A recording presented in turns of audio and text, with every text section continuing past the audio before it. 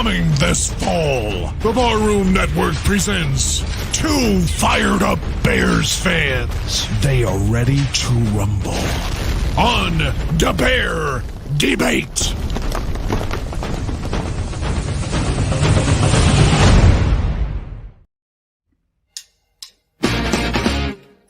Hey everybody, it's Aldo Gandhi, and I just want to let you know really quickly that our swag shop is reopened. DeepDishTees.com is where you go, and that's tees with T-E-E-S. Clever name, guys. They're the new home of our merchandise. You can get t-shirts, you can get caps, you can get coffee mugs, you can get hoodies, you can get all sorts of good stuff, and you'll help out the bar room with the purchase. So head over to DeepDishTees.com.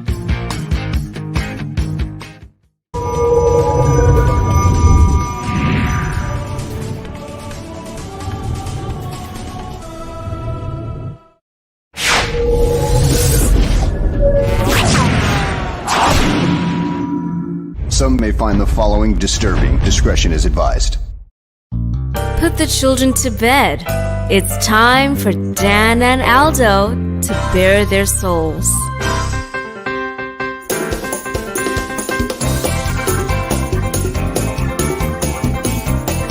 I love the Chicago Bears more than I do masturbating, and that is a lot. Then, with 3 seconds left, Bob Avellini throws a 30-something-yard touchdown pass to Greg Latta, and the Bears win, and I literally shit my pants. I swear to God, I literally did.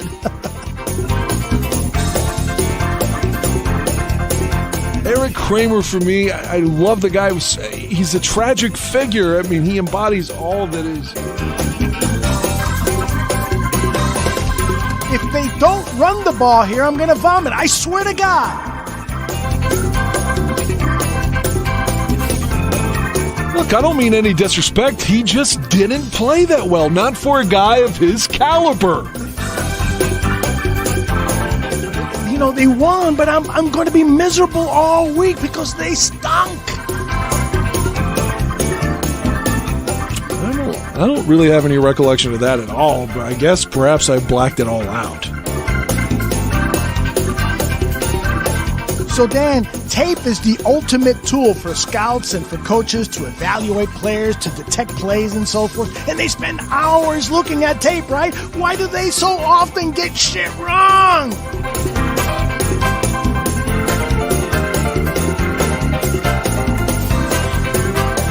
Ladies and gentlemen, Dan and Aldo.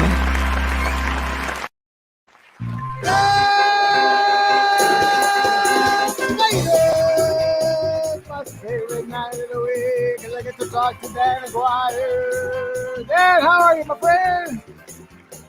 I'm well, and the Bears are 1-0 in the preseason, which means absolutely nothing. But if you're going to sit around and watch the game, we got what we wanted. We wanted to see the kid play well. It didn't start out, as good as we had hoped, but that showed his ability to bounce back from an early fumble, some adversity. And you couple that with the win, because remember, I think it was 13-0 Miami. You're like, man, this is just going to be one of those games. And then the Bears come back and win. And I know it doesn't count, but watching the game, I want them to win.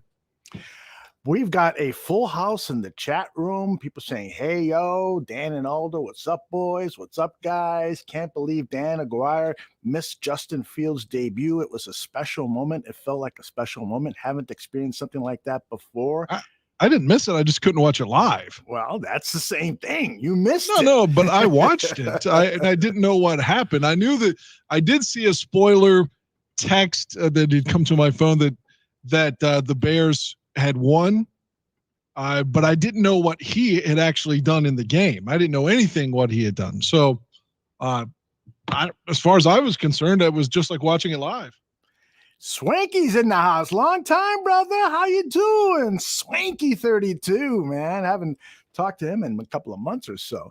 But yeah, lots of excitement in Chicago and throughout the NFL world regarding Justin Fields. Do you want to get straight into the talk? Because I got some tape of Hub Arkush saying that Justin Fields is not even the second best quarterback on the team right now.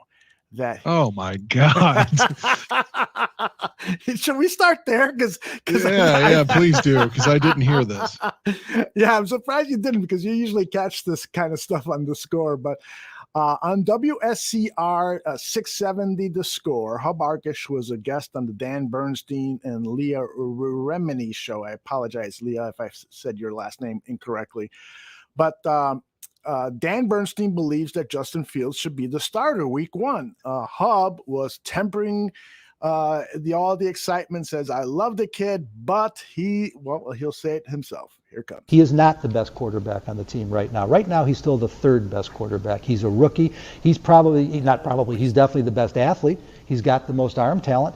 I think he has the best future, but he is not yet any better than the 3rd best quarterback. And you cannot replace 142 starts for Andy Dalton, a Super Bowl MVP and legitimate Pro Bowl season for Nick Foles. It takes time, and the biggest mistake you can make with these kids is putting them on the field too soon. I love the kid too, but he's not ready yet, in spite of what people want to believe and what they saw Saturday. And so it's one thing to let Fields make his mistakes and learn on the field when the rest of the team isn't competitive, but they owe it to all 53 guys to make sure that they're doing everything they can to win. And right now, just based on their experience and where they're at, Andy Dalton does really give them a better chance to win. I don't know if that'll last 3-4 weeks into the season, but that's where they're at right now. What do you think, Dan Aguirre? I don't think he was saying anything like to sensationalize it to get clicks or like a Chris Sims. I believe that he was not being disingenuous. That's his honest opinion. My honest opinion is that he's wrong, and I don't mean that disparagingly. I'm not saying that I'm, go ahead and play him right now, start immediately. I mean, I'm open to that argument and that discussion, but I think and again, I don't want to take anything away from Nick Foles and beating Brady in the Super Bowl and all that, but where Nick Foles is right now in 2021, there's a reason that he's the 3rd stringer. If you want to say that Andy Dalton gives us the best chance to win right now, I'll listen to you, but I don't think Nick Foles gives us a better chance to win than Justin Fields. Am I wrong? I don't believe I am, honestly. I think you're making an outstanding point. If he truly believes that Justin Fields is the 3rd best quarterback on this team, then at the next press conference, he should ask Matt Nagy, why is the 3rd best quarterback on the team 2nd on your depth chart? I mean, that would be a legitimate question. Back it up by saying that. I think that I agree as you do with certain elements of what he is saying. We still have not seen Justin Fields play against the number 1 defense. We still have not seen Justin Fields play against a defense that is scheming against his strengths. We still have not seen Justin Fields play in a true NFL game. So there is that kind of, we don't know. But at the same time, when you look, the eye test, I mean, I was at Family Fest and I saw Nick Foles running around for his life with no protection. And the difference between that and Justin Fields running around, feeling poised, confident, throwing the ball on a bullet, finding the open man. I mean, there's a huge, huge difference there that I saw with my own eyes. And I know Nick Foles at this point in his career, he knows a hell of a lot more about football than Justin Fields. But sometimes you don't need to know the entire playbook and know everything in order to go out there and bust people's asses. And can I make a boxing analogy with this quickly? Think just off the top of my head, like Larry Holmes beat Muhammad Ali, right? And I'm not going to take anything away from Larry Holmes. He was still a heavyweight champion. But this fight was in 1980. So at that point of his career, he was better than Ali, but not overall. So I guess what I'm trying to say is at this moment in time, Andy Dalton or Nick Foles, they know more about football than the kid does. But that doesn't mean, again, every now and again, the younger kid comes up and takes the legend down. Again, looking at Ali and Holmes as an example like that, or Trevor Burbrick and Ali the next year, but that doesn't mean overall he's going to be a better quarterback, which I know you agree with. Mm-hmm. I'm just saying that, they may have more knowledge, but at this point, the younger kid may be the best way to win. I don't know that that's necessarily true because, like you said, he didn't play against the defense that was scheming against him. But the number one thing, and I've already kind of said this, but he did overcome some adversity. He overcame a fumble and a couple of drives where he was just doing some check downs. In previous years, I mean, whenever Trubisky didn't get started early, it was kind of hard for him to come back from. Mm-hmm. Same thing with Grossman. When Rex was having one of those 0.0 games, if he didn't get into a rhythm, it was hard for him to overcome that. And you can say the same thing about Cutler as well. Mm-hmm. If it started bad, it usually finished bad. Right. So, yeah, give the kid credit for rebounding and like you said, it never seemed like he lost his confidence. Not at all. But my point is, yeah, the other guys may have more knowledge than he does, but that doesn't mean that he's not the young kid that's going to come and knock them out and take a job. Mm-hmm. Taurine Whitfield, and I apologize, Mr. Whitfield, if I'm mispronouncing your name. What the hell just popped up on my screen here? Get rid of that.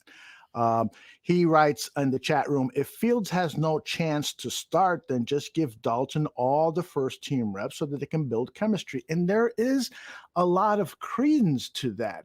It's like you're in a quandary right now where you've got two quarterbacks, one a veteran and one a very, very promising, athletically gifted, hardworking rookie, and you want to get them both first team reps. You want to get them but you got to also get them ready for the season. And if, like Taurine says, if Fields is not the number one, then Andy Dalton should be getting ready for that start. He should be getting all the first team reps, and vice versa. If they have seen enough right now to say, you know what, we got a feeling about this guy, Justin Fields. Fuck our promise to Andy Dalton, and let's put Justin in game one, and let's start getting him ready and giving him 75% of the reps, 20% for Andy Dalton, and then Nick Foles can come in and mop up shit. So that's the quandary that this team is under. So I'm just concerned that because they have anointed Andy Dalton as the week one starter, that might backfire on them, and that neither quarterback will be ready once the season starts because they're not getting the necessary reps to be ready for week one. Does that concern you at all, Dan? That is a good point, and it was a good question from the gentleman in the chat room. But my response to that is maybe Nagy is just being coy. I obviously don't know this to be fact, but maybe he is still evaluating and going to give Fields a chance to open up the season as the starter. Maybe, again, they're kind of splitting reps because he said he was going to get some time with the ones, right? Didn't I read that? That's correct. And if that's the case, maybe he is open to Fields outplaying Andy Dalton. But if he's not, I agree with the assessment in the chat room. Like, well, let's go ahead and get Andy ready then. But we know that the third game is just going to be a lot of Foles and probably some Fields and probably no Andy. So Andy better play at least the whole first half against Buffalo if he's going to be the starter. Yes. Everyone knows what Chris Sims said about Justin Fields prior to the draft and after the draft. He said that he was probably the 33rd ranked quarterback in the NFL. Chris Sims came under a lot of criticism, especially from you, Dan. Now, you don't like Chris Sims at all, do you? No, because he always says things. He's trying to shock jock you. Yeah, well, or he's not even being genuine. He's just saying what will get attention. Right. Well, he and Mike Flory on their morning show were talking about the Justin Fields situation, and Chris is maybe kind of walking back some of his comments about Justin Fields based on what he saw Saturday. Let's listen to this and talk about it on the other end. And just like with Mac Jones and Cam Newton, just like with Trey Lance and Jimmy Garoppolo, it's so much harder to start the young guy and then conclude, you know what, he wasn't ready. Let's put him on the bench. I just think that once you go all in, especially when you've given up a future first-round pick with the Justin Fields and he's your guy, once you go all in, you're all in. And you're going to deal with the growing pains because this is all about building for the future. So it is easier to start with Andy Dalton and wait for Andy Dalton to earn his benching. First off, like when we talk about Mac Jones and Trey Lance, first off, if they fail right off the bat and things don't look good. I think to me, it's going to look a little worse just because you got Shanahan and Josh McDaniels coaching you, right? To where then everyone's going to be like, wait, I mean, they got the best coordinators in football and it's not working out. With Chicago, where I guess I feel a little bit differently is I want to go, really, what has that offense done that's that special the last few years anyways? We know that it's been a problem. And I know even both years, whether they went to the 2 years going into the playoffs or the year where they missed, whatever it may be, to where, again, they're a team that could play run the ball, quarterback design runs, bootlegs, manage the game that way because they have the type of defense. I mean, listen, that's how they played with Mitchell Trubisky basically last year. I would think that Justin Fields, he's going to be comfortable in a big game situation. I don't think I'm worried about that. But if you kept the offense and had the right formula for him, I don't think you will overwhelm him or everything. To me, where it would come down to with Justin Fields is just, can they trust him on third down situations? And that will be, I think, the big thing they continue to evaluate. I'm still one here that thinks he's got a chance to start week one, if not very early on in the season, if things don't look good week one for Andy Dalton. Mr. Aguirre, your thoughts on Mr. Sims? He's a guy that only has a gig because his dad's name is Phil Sims. He wasn't good as a football player. He's not particularly charismatic. I mean, to me, he's the living definition of nepotism. Like, this guy would not have that gig if it wasn't for who his dad was. And God, I mean, okay, so now he's saying that maybe Fields can start. He's trying to sound smart when before it was, this guy is fucking terrible, basically. It was a bad pick. So he's talking, to use a cliche, he's talking on both sides of his mouth. Mm-hmm. He's duplicitous. And again, just where's Mike? We need Greg Gabriel to come in and just shit on Mike Florio. And then I can shit on Chris Sims and we can just hate on their entire broadcast. That'd be a fun show. Yeah, like Mystery Science Theater, but just us cutting down everything they say on the radio. It is interesting what Chris Sims is saying. He's saying that this kid, Justin Fields, is another running back there. So how can you be worse off with a guy who has such explosive speed that he's going to run past defensive linemen and run past linebackers and get you positive yards? What he has not mastered yet in the passing game can be disguised, much like you disguised Mitch Trubisky's inefficiencies, imperfections last season, the last several seasons, Matt Nagy. And so Fields has fewer of those imperfections. And so why not get the show going, get it going now? I think Chris Sims makes a good point there. Yeah, but I don't think it's fair to Fields because there is some tape out there now. Mm-hmm. And as we know, it doesn't lie. So he made some really good throws on the run. Yes. So it's not like he's just, Lamar. Well, I can't even say that about Lamar Jackson because I'm not being fair. I view him as a guy that just takes off running. But this guy was a league MVP, so I need to give him more credit, more respect. But Fields, to me, showed an ability to throw the ball. The couple of throws, like I said, were just the last second before he would have passed the line of scrimmage, and then he completed the pass. Obviously, the touchdown on the play fake to our guy Jesse James there at the end was sweet too. I mean, he made some really good throws. He did. His second half play was remarkable, and I don't pretend to be a scholar on what Miami's doing, but listening to Jim Miller, it sounded like they had some real players still on the field too. Yeah, in the third quarter, they had first, second, and third stringers out there throughout most of Fields' time out there. So it was a hodgepodge of players, but for the most part, he was seeing guys that are not going to get heavy minutes or be on the roster for the Dolphins at all.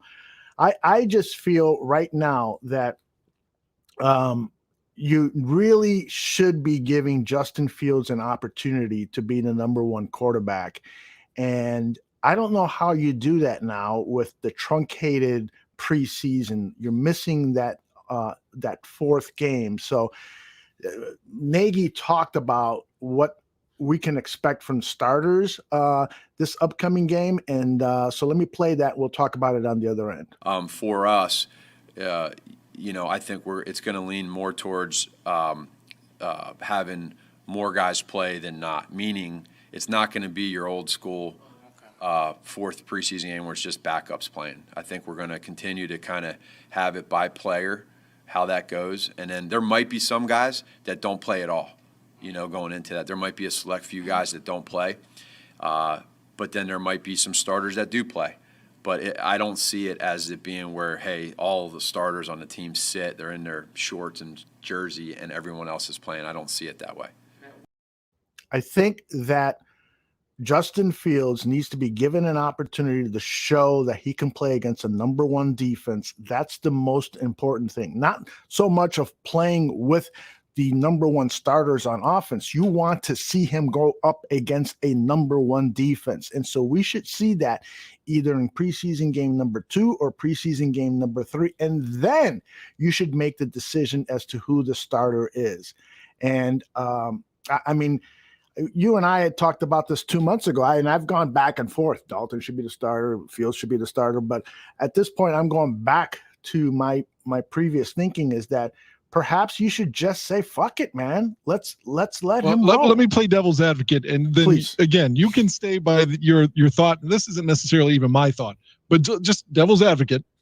Let's say you're going into the Rams game. It's opening night, national television. The whole country's watching. And you got a steady veteran who can discern whatever the fuck the Rams are going to be throwing at him. They've got some studs on defense. And maybe the idea is to have the safe play be a guy that they cannot confuse. Mm-hmm. Because at the end of the day, we want to start 1-0.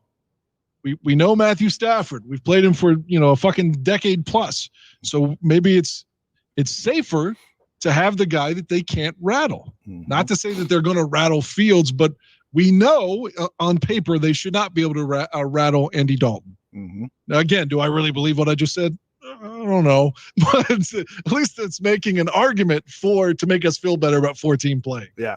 See, the thing that I feel really, really good about is with Mitchell Trubisky, they were dealing with somebody who had kind of a fragile nature to him, turn off the TVs. I don't want to hear all this stuff. And it was clear that when he would make a bad play, he would mope and so forth.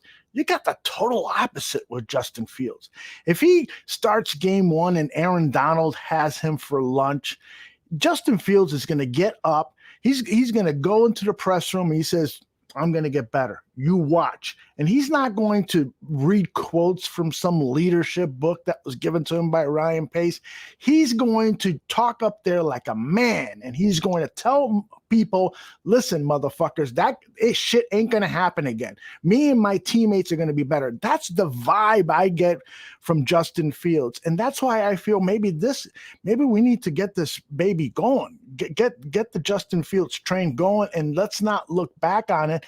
The promise that was made to Andy Dalton, guess what? I've had promises made to me. You've had promises made to you. Promises are made to be broken. So fuck all that shit.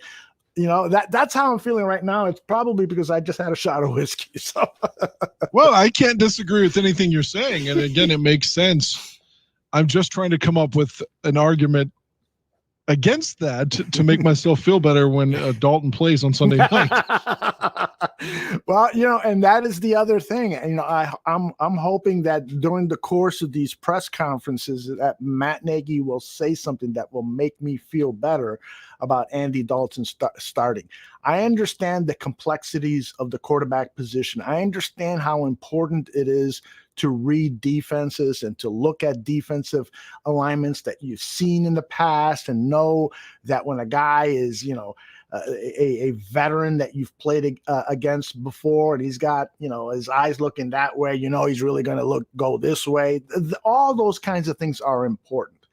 But sometimes, and I think you'll agree with me on this, Dan, because you've voiced your criticism about Matt Nagy more than anyone else, is sometimes I think Nagy puts too much of a premium on understanding his playbook, understanding his style.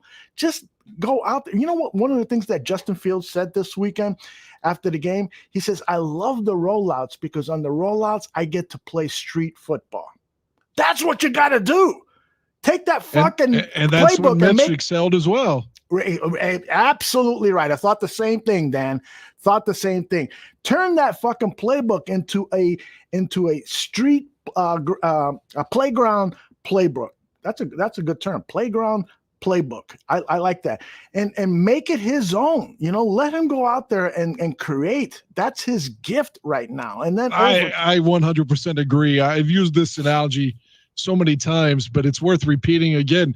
You look at Showtime and Pat Riley, but when he goes to the Knicks, they go to the finals with a completely different offensive system because Pat Riley realized he didn't have Magic in New York. He didn't have Kareem. He didn't have Worthy.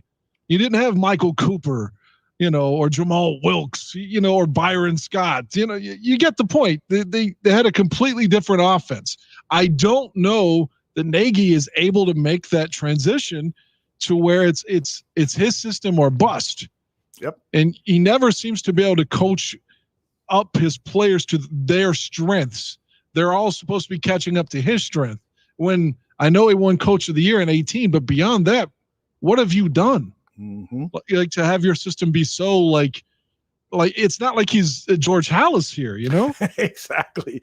A lot of great comments in the chat room. 4,000 Clover says, although you'd be asking Nagy to adapt his coaching to the player's talent, which is exactly what he doesn't do. Taurine Whitfield says that's what Harbaugh did for Lamar Jackson, opened up that playground playbook. Or even John Fox. John Fox did that for that sorry bastard Tim Tebow. We're gonna talk about Tebow in a little while.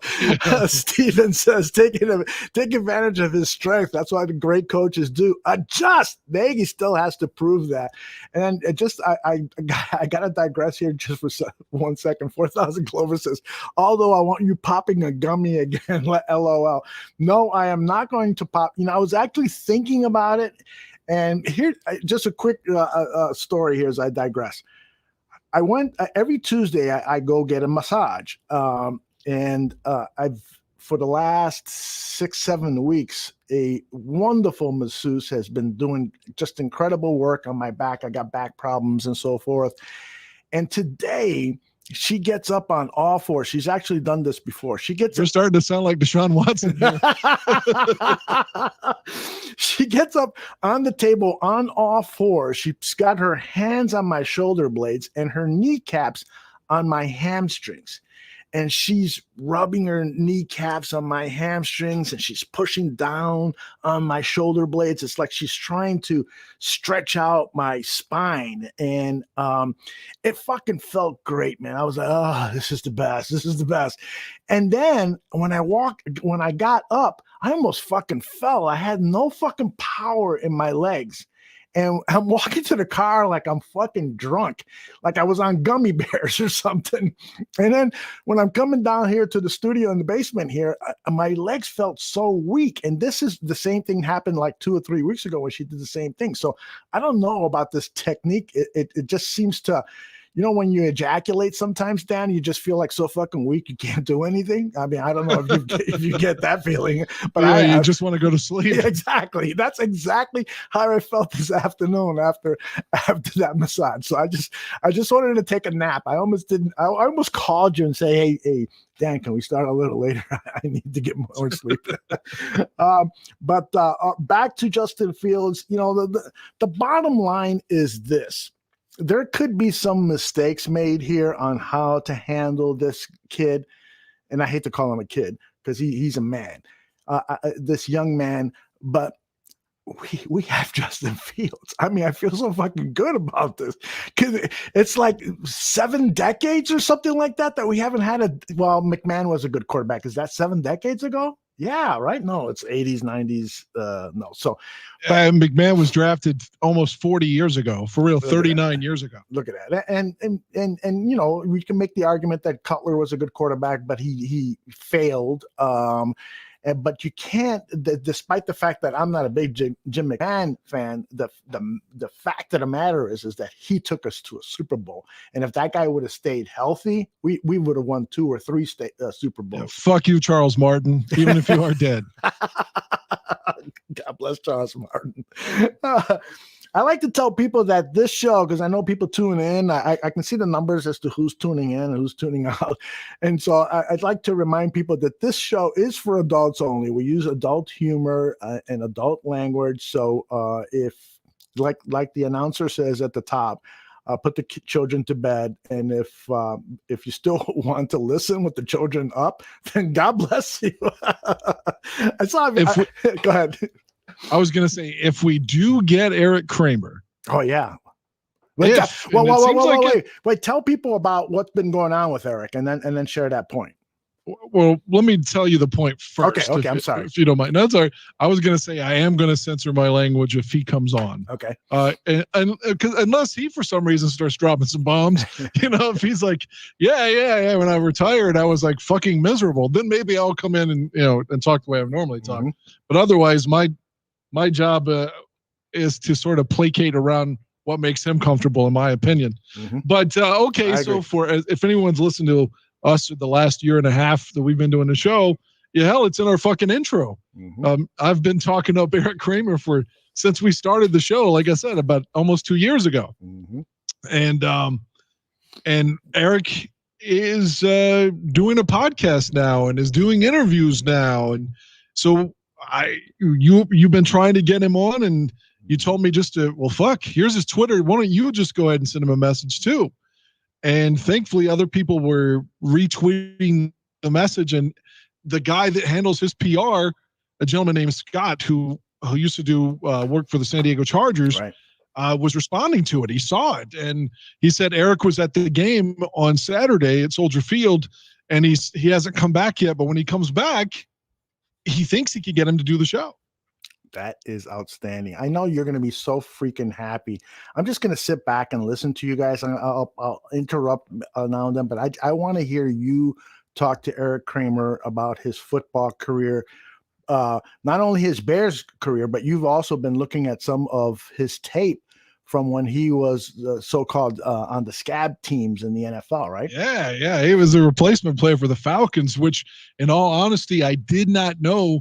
But he did that podcast with Adam Carolla a few weeks ago, mm-hmm, and they talked about it on there. I was like, well, fuck, man, how did I not know about this? So I found I bought the game. I just watched it on Sunday, and the Rams had 11 regular players that crossed over the line, and the Falcons only had 1, and they still won. Wow. behind Eric Kramer. Wow. Hey, Dan, I am putting up on the screen the photos that you sent me of Eric Kramer jersey. Why don't you tell people what we're looking at here? Well, again, anyone that's younger now, you can just pull up your phone and order a jersey immediately. Mm-hmm. It wasn't that easy in 1997. There wasn't an NFL shop, and the internet was in its infancy. So I don't even know if you could buy a jersey online at all then. Mm-hmm. So what I did, I don't even know I probably used Ask Jeeves or, whatever the Netscape, because there was no Google yet. Right. Either way, I managed to get a number of an independent shop in Chicago.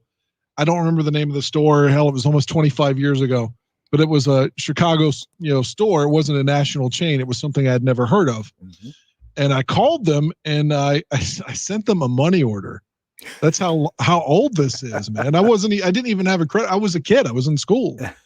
I was in like 9th or 10th grade, 11th grade, somewhere through there, And so I sent them a money order, and I got an authentic jersey that they had to customize. And I told the story a few weeks ago. It took so long that they couldn't confirm if they had shipped the order. And eventually the bank gave me my money back, and within a week the jersey arrived. Neat. So I ended up getting it for free, but it was if I remember correctly, it cost me $180 to customize it in 1997. Wow. Plus like $13.95 shipping. Wow. That's a lot of money back then. A fucking lot of money. Well, that was the first jersey I'd ever bought. And again, it was Kramer, and I bought a replica Curtis Conway which they shipped out immediately because it was already made. Mm-hmm. So in theory, Conway was the first one I received, but Kramer was the first one I ordered because I ordered the Conway one like a couple of weeks later when I got the money, you know. Well, I got to tell everyone when Eric joins us, because I'm certain this is going to happen, and it could happen as early as next Tuesday.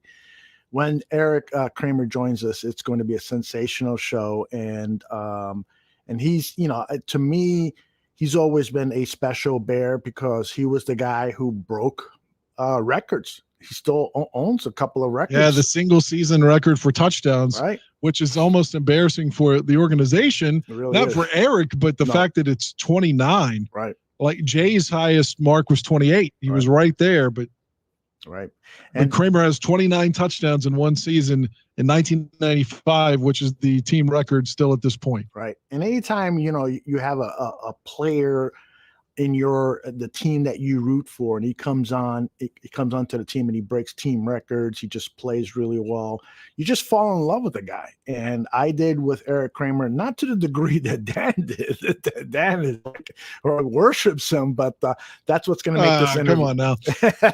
But that's what's going to make the interview really good, is the fact that you know him so well. Yeah, the main thing was, as I was telling his PR guy, I was like, look, I didn't want to sensationalize Eric's troubles. I wasn't trying to get us quote unquote clickbait. Right. I wasn't trying to get him to come on and tell us about his adversity. I really wanted to, talk about his NFL career more than anything. Right. But as his PR guy told us, he really wants to talk about those things, though, to clear his name, where he was accused of domestic violence and he's like shouting from the top of the hill, this shit wasn't real. I didn't do it. Nobody believes me. So he wants to talk about those things, and it's important to him. So it will, I guess, inevitably the conversation will get a little dark because of the stuff that Eric has gone through, but he's come out the other side. Yeah, it is going to be. And that's one of the reasons we asked his PR person, can we get him, as long as the longer we get him on the show, if he can spend an hour, 2 hours with us, that would be great. So that way we can get into a lot of his playing career, but also talk about some of these incredible things that happened to him off the field. So that should be really, really good radio. If I could say one more thing before you transition, my goal more than anything is to be able to talk to him and ask him questions that hopefully he'll enjoy. But two, it's not the same old shit. Like whenever he gives an interview, and I'm not criticizing Dan Bernstein, but that's just who popped in my head. He had the first interview that I recall since Eric got well and started doing these round robin interviews. Right. But it's just kind of like, oh, well, you had a sensational 1995 with the Bears, and oh, what about that game in 91 when you lit up the Cowboys? But that's kind of it. Like there's so much more to dive into. Like I just, for example, okay, so he beats Dallas and then he's one game away from the Super Bowl. He's in the NFC Championship game. Like I want to talk to him about that. Like what is his mentality when you get into the championship game and before you blink, it's already 14-0 with like 2 minutes to go. How did that affect the team? Ask him about Mike Utley. Because if you remember, Mike Utley got paralyzed during that season, and it sort of gave them, they came together as a team, and they just seemed to have all this momentum. And great question. I want to ask him about what do you think would have happened in '96 when you break your neck in week 4? What if we'd have kept Steve Walsh? Because Walsh came in '94, won us a playoff game, but for some reason they let him go. What if we'd have kept Jeff Graham? And, you got the backup who can do it. Right. You got the Conway-Graham tandem together still. That really hurt the team. Those are things I bet you no one's ever asked him. Yeah, good stuff. And one more thing I really want to ask him is the Bears in 98, his last season there. They start out 0-4, and they lose all of these games by like 2 or 3 points. It's so typical for Wani, just there's always a play here or there that cost them the game, even though they play so well or whatever. But they come back. They start 0-4 and they're 3-5. They've won their last 2 games that Kramer plays against the Cowboys at Soldier Field, and then they go and beat the Oilers in Tennessee because they were still the Tennessee Oilers.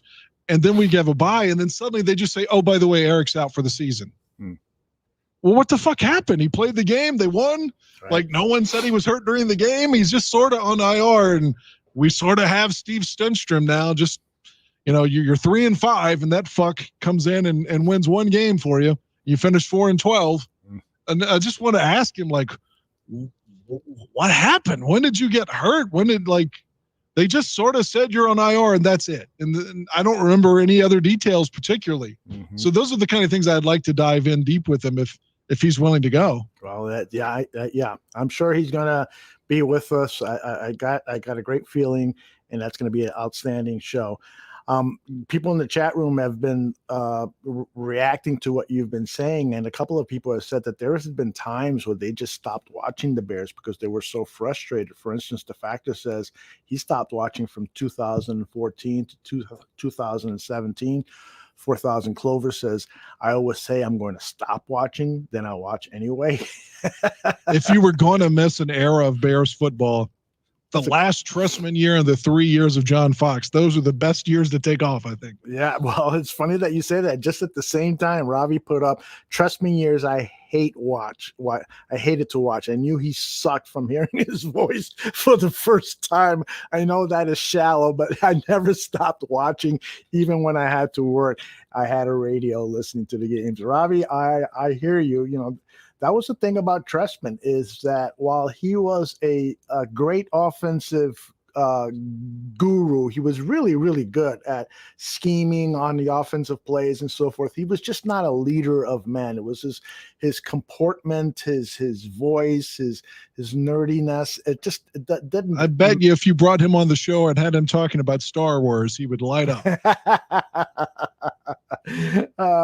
It is weird though, because I do appreciate the guy for being smart. I like coaches that are smart. I mean, I grew up during I grew up really appreciating Bill Walsh, and I talked about this before. I bought his book about coaching, and I love that the intellectual side of the game of football. It's part of what I love. I love the violence.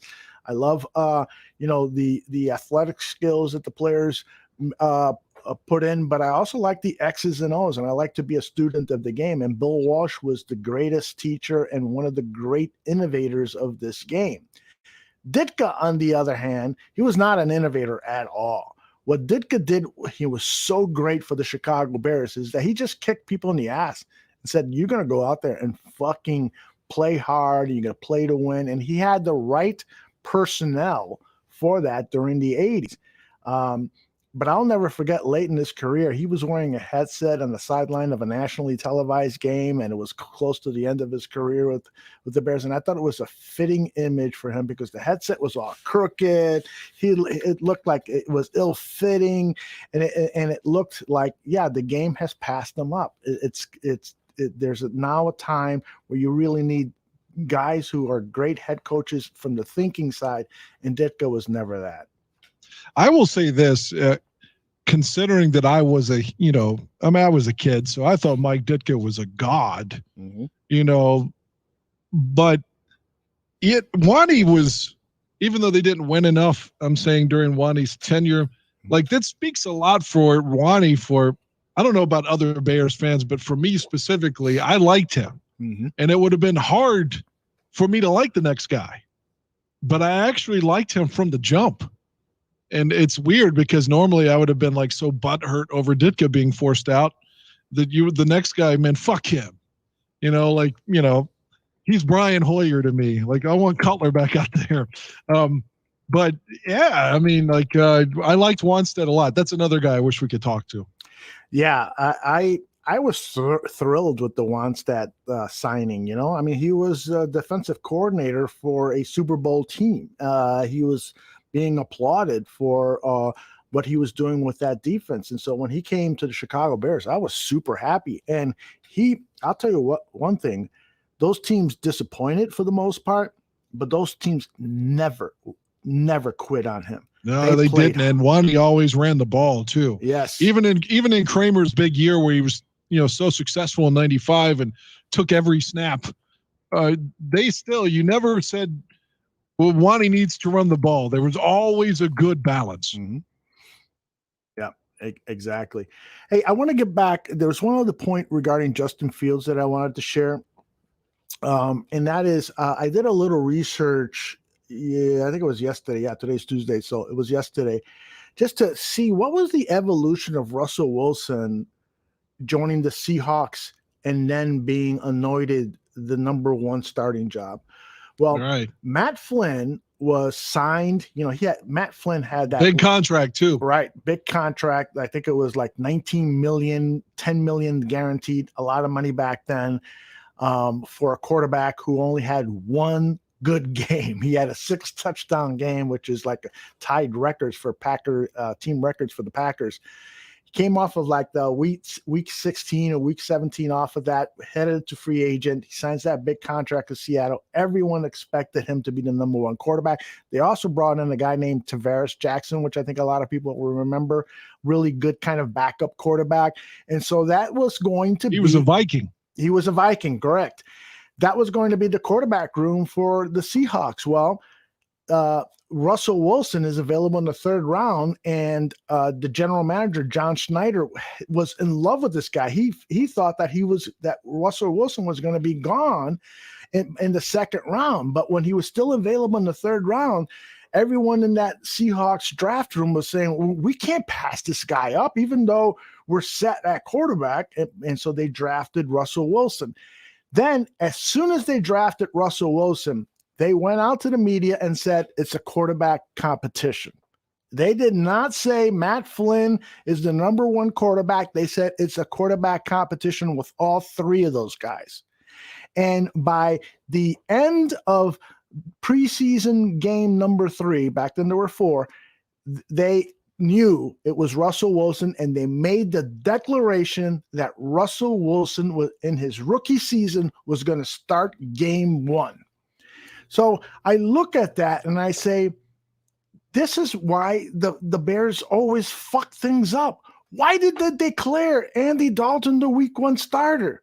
It's just stupid. And I think it's because Ryan Pace is trying to fool people. We're not going to draft the quarterback. We're signing Mike Glennon. He's our number one quarterback. We're not going to trade up for any quarterback. He was basically doing the same fucking thing, that same game plan, trying to trick opponents into not, into believing that the Bears were not going to select a quarterback in round one. And so that's why Dalton was immediately anointed the starting quarterback. So I just think, again, and part of what I wanted to do in this show is again talk about the mistakes that Ryan Pace makes. Like we've learned today about Robert Quinn's injury. It's like, what the fuck? I mean, you give all this money to Robert Quinn and you never give him a physical to see, and he's over 30. His body is wearing down and so forth. This could be another catastrophic free agent signing for the Chicago Bears. You heard, Dan, about Quinn's latest injury, right? His ankle, right? Right.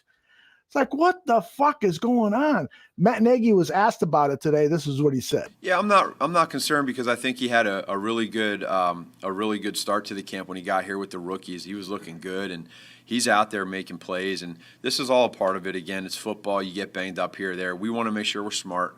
Again, get him to week one because there's another guy that's pretty motivated right now. And I just appreciate those guys taking care of their bodies. I appreciate when they are out there at practice, they're going hard. So, again, we're not worried about what happened in the past. We're worried about what's going on today. In Joe Biden's words, that's a bunch of malarkey. Well, I'm worried about a couple of guys, not to change the subject, but obviously, Quinn, your point is well taken, and I agree with it 100%. Although I will confess to being happy when they initially signed him because I did view him as a big upgrade over Leonard Floyd, which perhaps has turned out to be a bad move. And I own that. I don't want to just tell you, well, I was always for Leonard Floyd because I wasn't. But having said that, I'm also concerned that James Daniels is presumably going to start week one at a position he's never played before in right guard. Looks like Roquan's out till week one. Who else is it? There's a third player. of significance. Did you mention the right tackle? Fetty. And maybe Eddie Goldman. Hopefully Eddie gets some preseason action, for fuck's sake. He was at practice today, playing today, so that was good. He should play a lot the next 2 games, in my opinion, to get him back into some kind of rhythm. It's been 2 years. Yep, I agree. But I am concerned about the line, and obviously we haven't mentioned that they signed a new left tackle. No, immediately people are going to be critical and say, well, he's 39, but on paper he should be an upgrade, and that probably means that our draft pick is the next Kevin White or Chris Williams, who the Bears, well, they didn't really lie so much about Chris Williams as they did Kevin White, who signed with the Saints today, by the way. That's right. But someone that they say, oh, don't worry about it, nothing to see here, he's going to be fine. Yeah. That's Tevin Jenkins. There's nothing wrong with him. And then here we are. And is he going to be out for the year?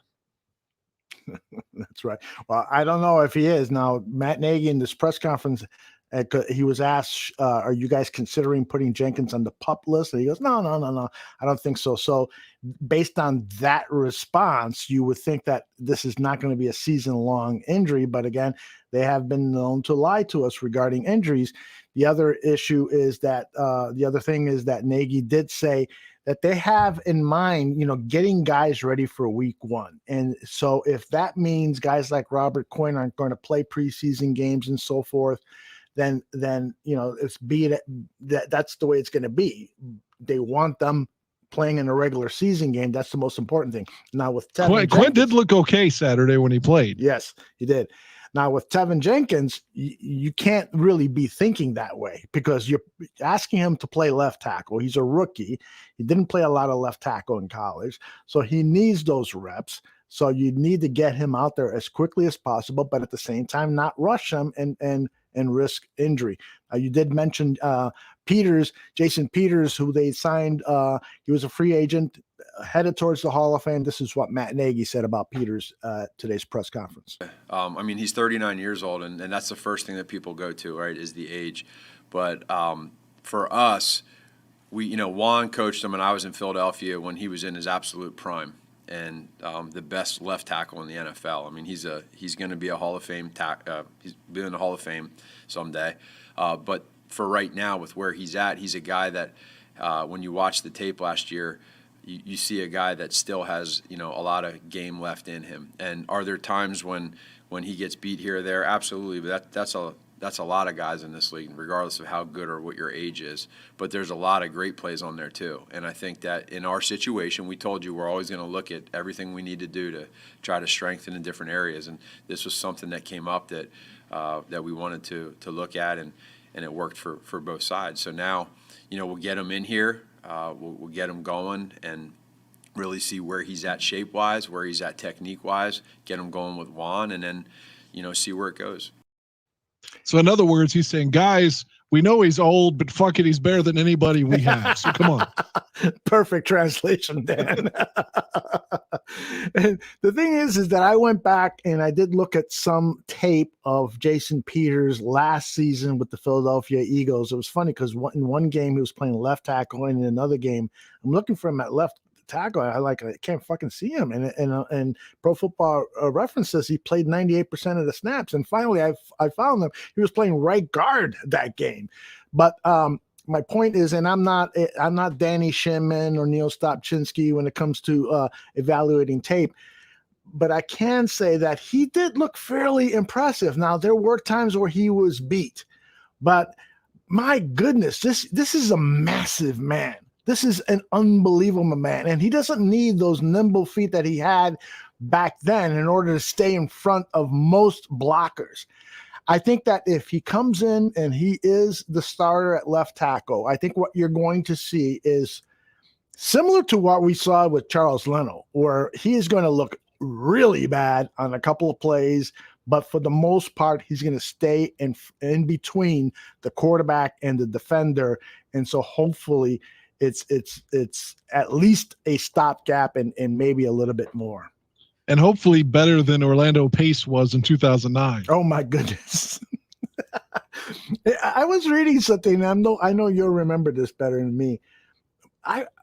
Orlando Pace was brought in immediately after the Bears acquired Jay Cutler. Am I right or wrong? Or was That's correct. Okay. I think that didn't they bring them out the same day? Yes, you're right. At the press conference, Orlando. I think so. No. Orlando Pace and Brandon Malamanamamamamamamama were brought out at the same time. They're like, we don't need Greg Olson because we've got this fucking guy. That's right. Mike Martz, the offensive genius of that Super Bowl winning team with Kurt Warner, he believed that the tight end should be an extra right tackle because he loved the deep dropbacks and to have his quarterback survey the field and then throw a 50-yard pass. That was his offense. And so he wanted a right tackle a tight end who was another tackle. And so he didn't believe in a pass-catching tight end. So I'm thinking to myself, why the fuck would you hire an offensive coordinator who doesn't believe in a pass catching tight end the year after you've drafted in the first round a pass catching tight end? Typical Bears. Well, yeah, but I can answer that question. Okay, thank you. Because Lovey was his defensive coordinator. Now, keep in mind, when they won the Super Bowl, Dick Vermeil was the coach and Martz was the OC. They lost the Super Bowl when Martz was the head coach, but Lovey was the defensive coordinator. So that must have played a role into, like, again, a little bit of nepotism. Well, he gave me a break before. He's out there, so maybe we'll bring him in. But, another thing, when you're worried about your quarterback being too mercurial, as they would always say, and just aloof, then why would you trade his best friend on the team and the guy that is the most effective with him on the field being Greg Olson, especially when you only get a 3rd-round pick? But again, ultimately the Bears would trade that 3rd pick and they're already the 3rd pick that they had to Miami to get Brandon Marshall. But still, we still had 1 year where we could have had Olson and we didn't. We had Kellen Davis. Oh, Jesus. Who would somehow miraculously get open and then drop passes. Now, how could he be 6'7" and play so small? This just in, Kellen Davis says, "Fuck the bar room." I've said that many times too. Fuck this. I'm quitting. All right. More from the press conference today with head coach Matt Nagy. And today, for those of you listening on demand or watching on demand, this is Tuesday, August. What are we? August 17th already. My wife's birthday is in 3 days, and I have gotten her nothing. I'm wondering if I can again get away with getting her nothing for her birthday. You should ask her, seriously, you should try to tell her it's in her best interest for her birthday to go see the Bears and the Buffalo Bills on Saturday. That is a great idea. Holy But if you do shit. that, then Mitchell Trubisky will light us up and you'll just be so disgruntled. I love it. All right. I thought this was interesting today that Matt Nagy was talking about his relationship with David Montgomery, who I believe, thank goodness. Isn't he hurt too? No. Nagy said at the press conference today, he's fine. He's totally fine. So again, take that for whatever it's worth, right? But he's apparently okay. But Nagy shared this kind of interesting soundbite about his relationship with the Bears' first string running back. The first year, it took a little bit of time to get going. He had some things that he was going through with building the trust with me, and I had the same thing. I was trying to figure him out the next year, and there was some frustration in that first year.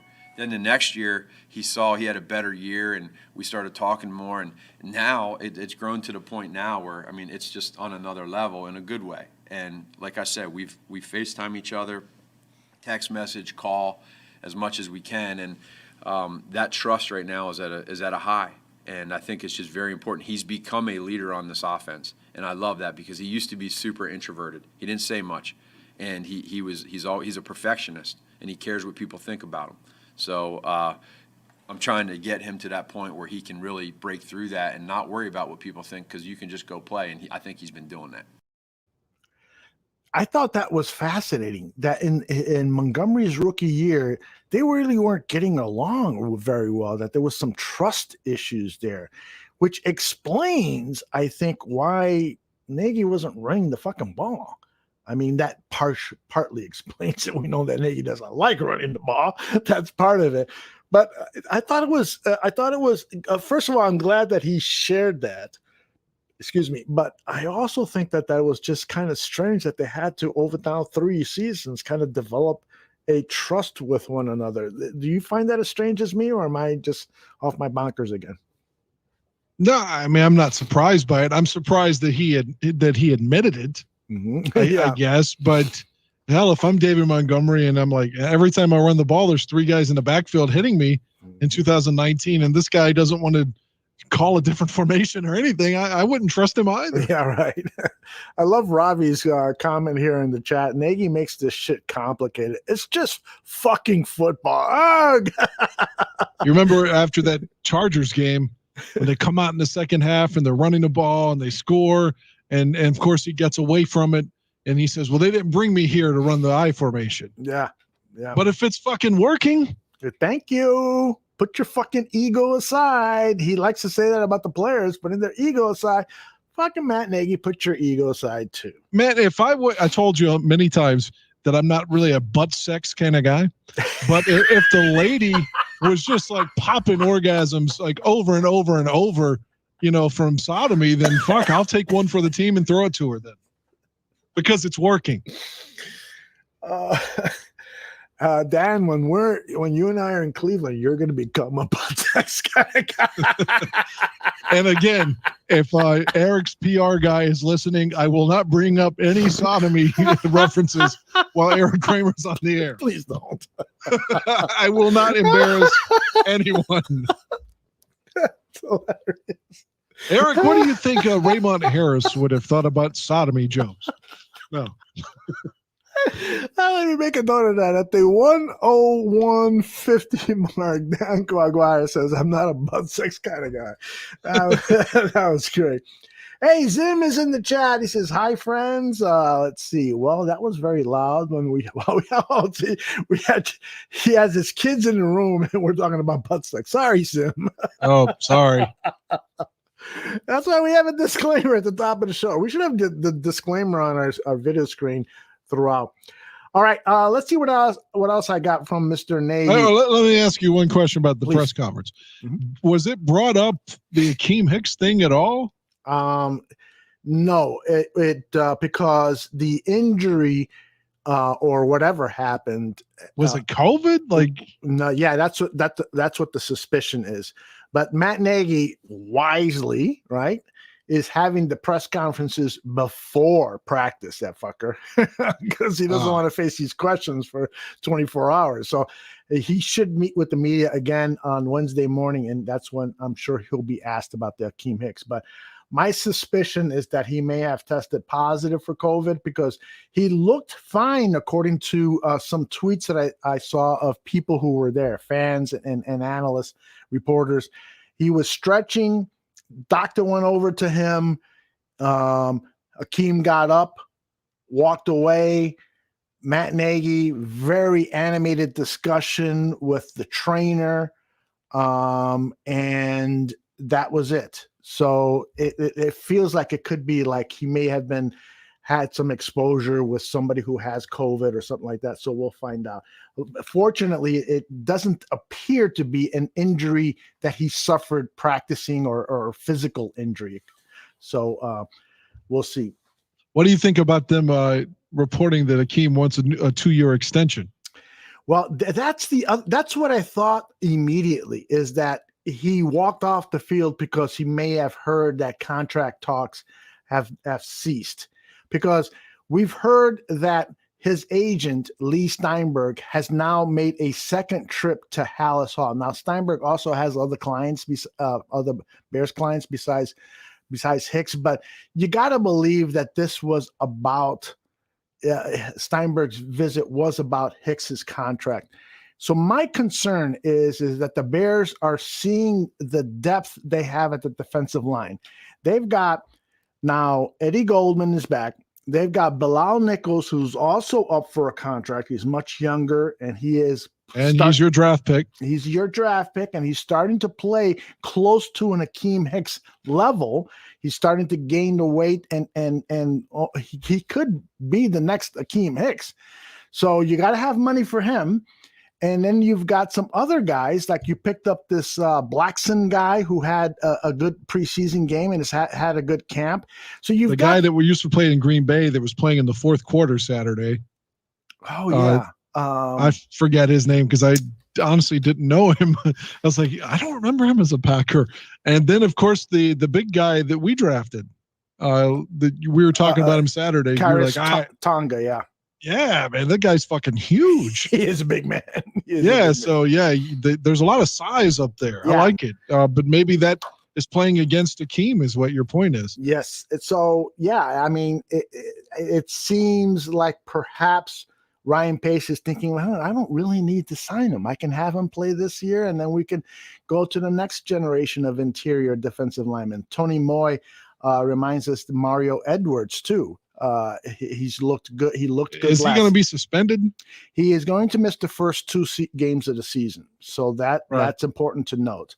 I mean, I don't know, but it appears like what happened this morning, Tuesday morning, didn't have anything to do with the contract. It appeared to have something to do with health because it was a trainer that was talking to Akeem Hicks and then Matt Nagy. So we'll see. Hopefully we'll get all the details tomorrow. All right. I got another couple of sound bites that I want to play from the press conference, Matt Nagy's. Our big concern, of course, is, well, before I get to other defensive players, I want to play this regarding Andy Dalton because I'm the kind of guy that I worry about people's feelings.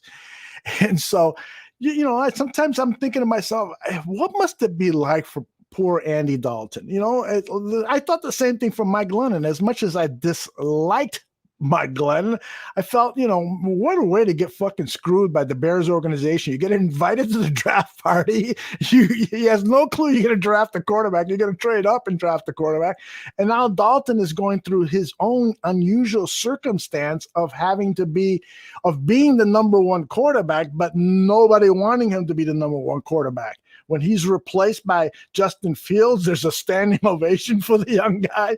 I mean, this has got to be strange for Andy Dalton, and Matt Nagy was asked about that today.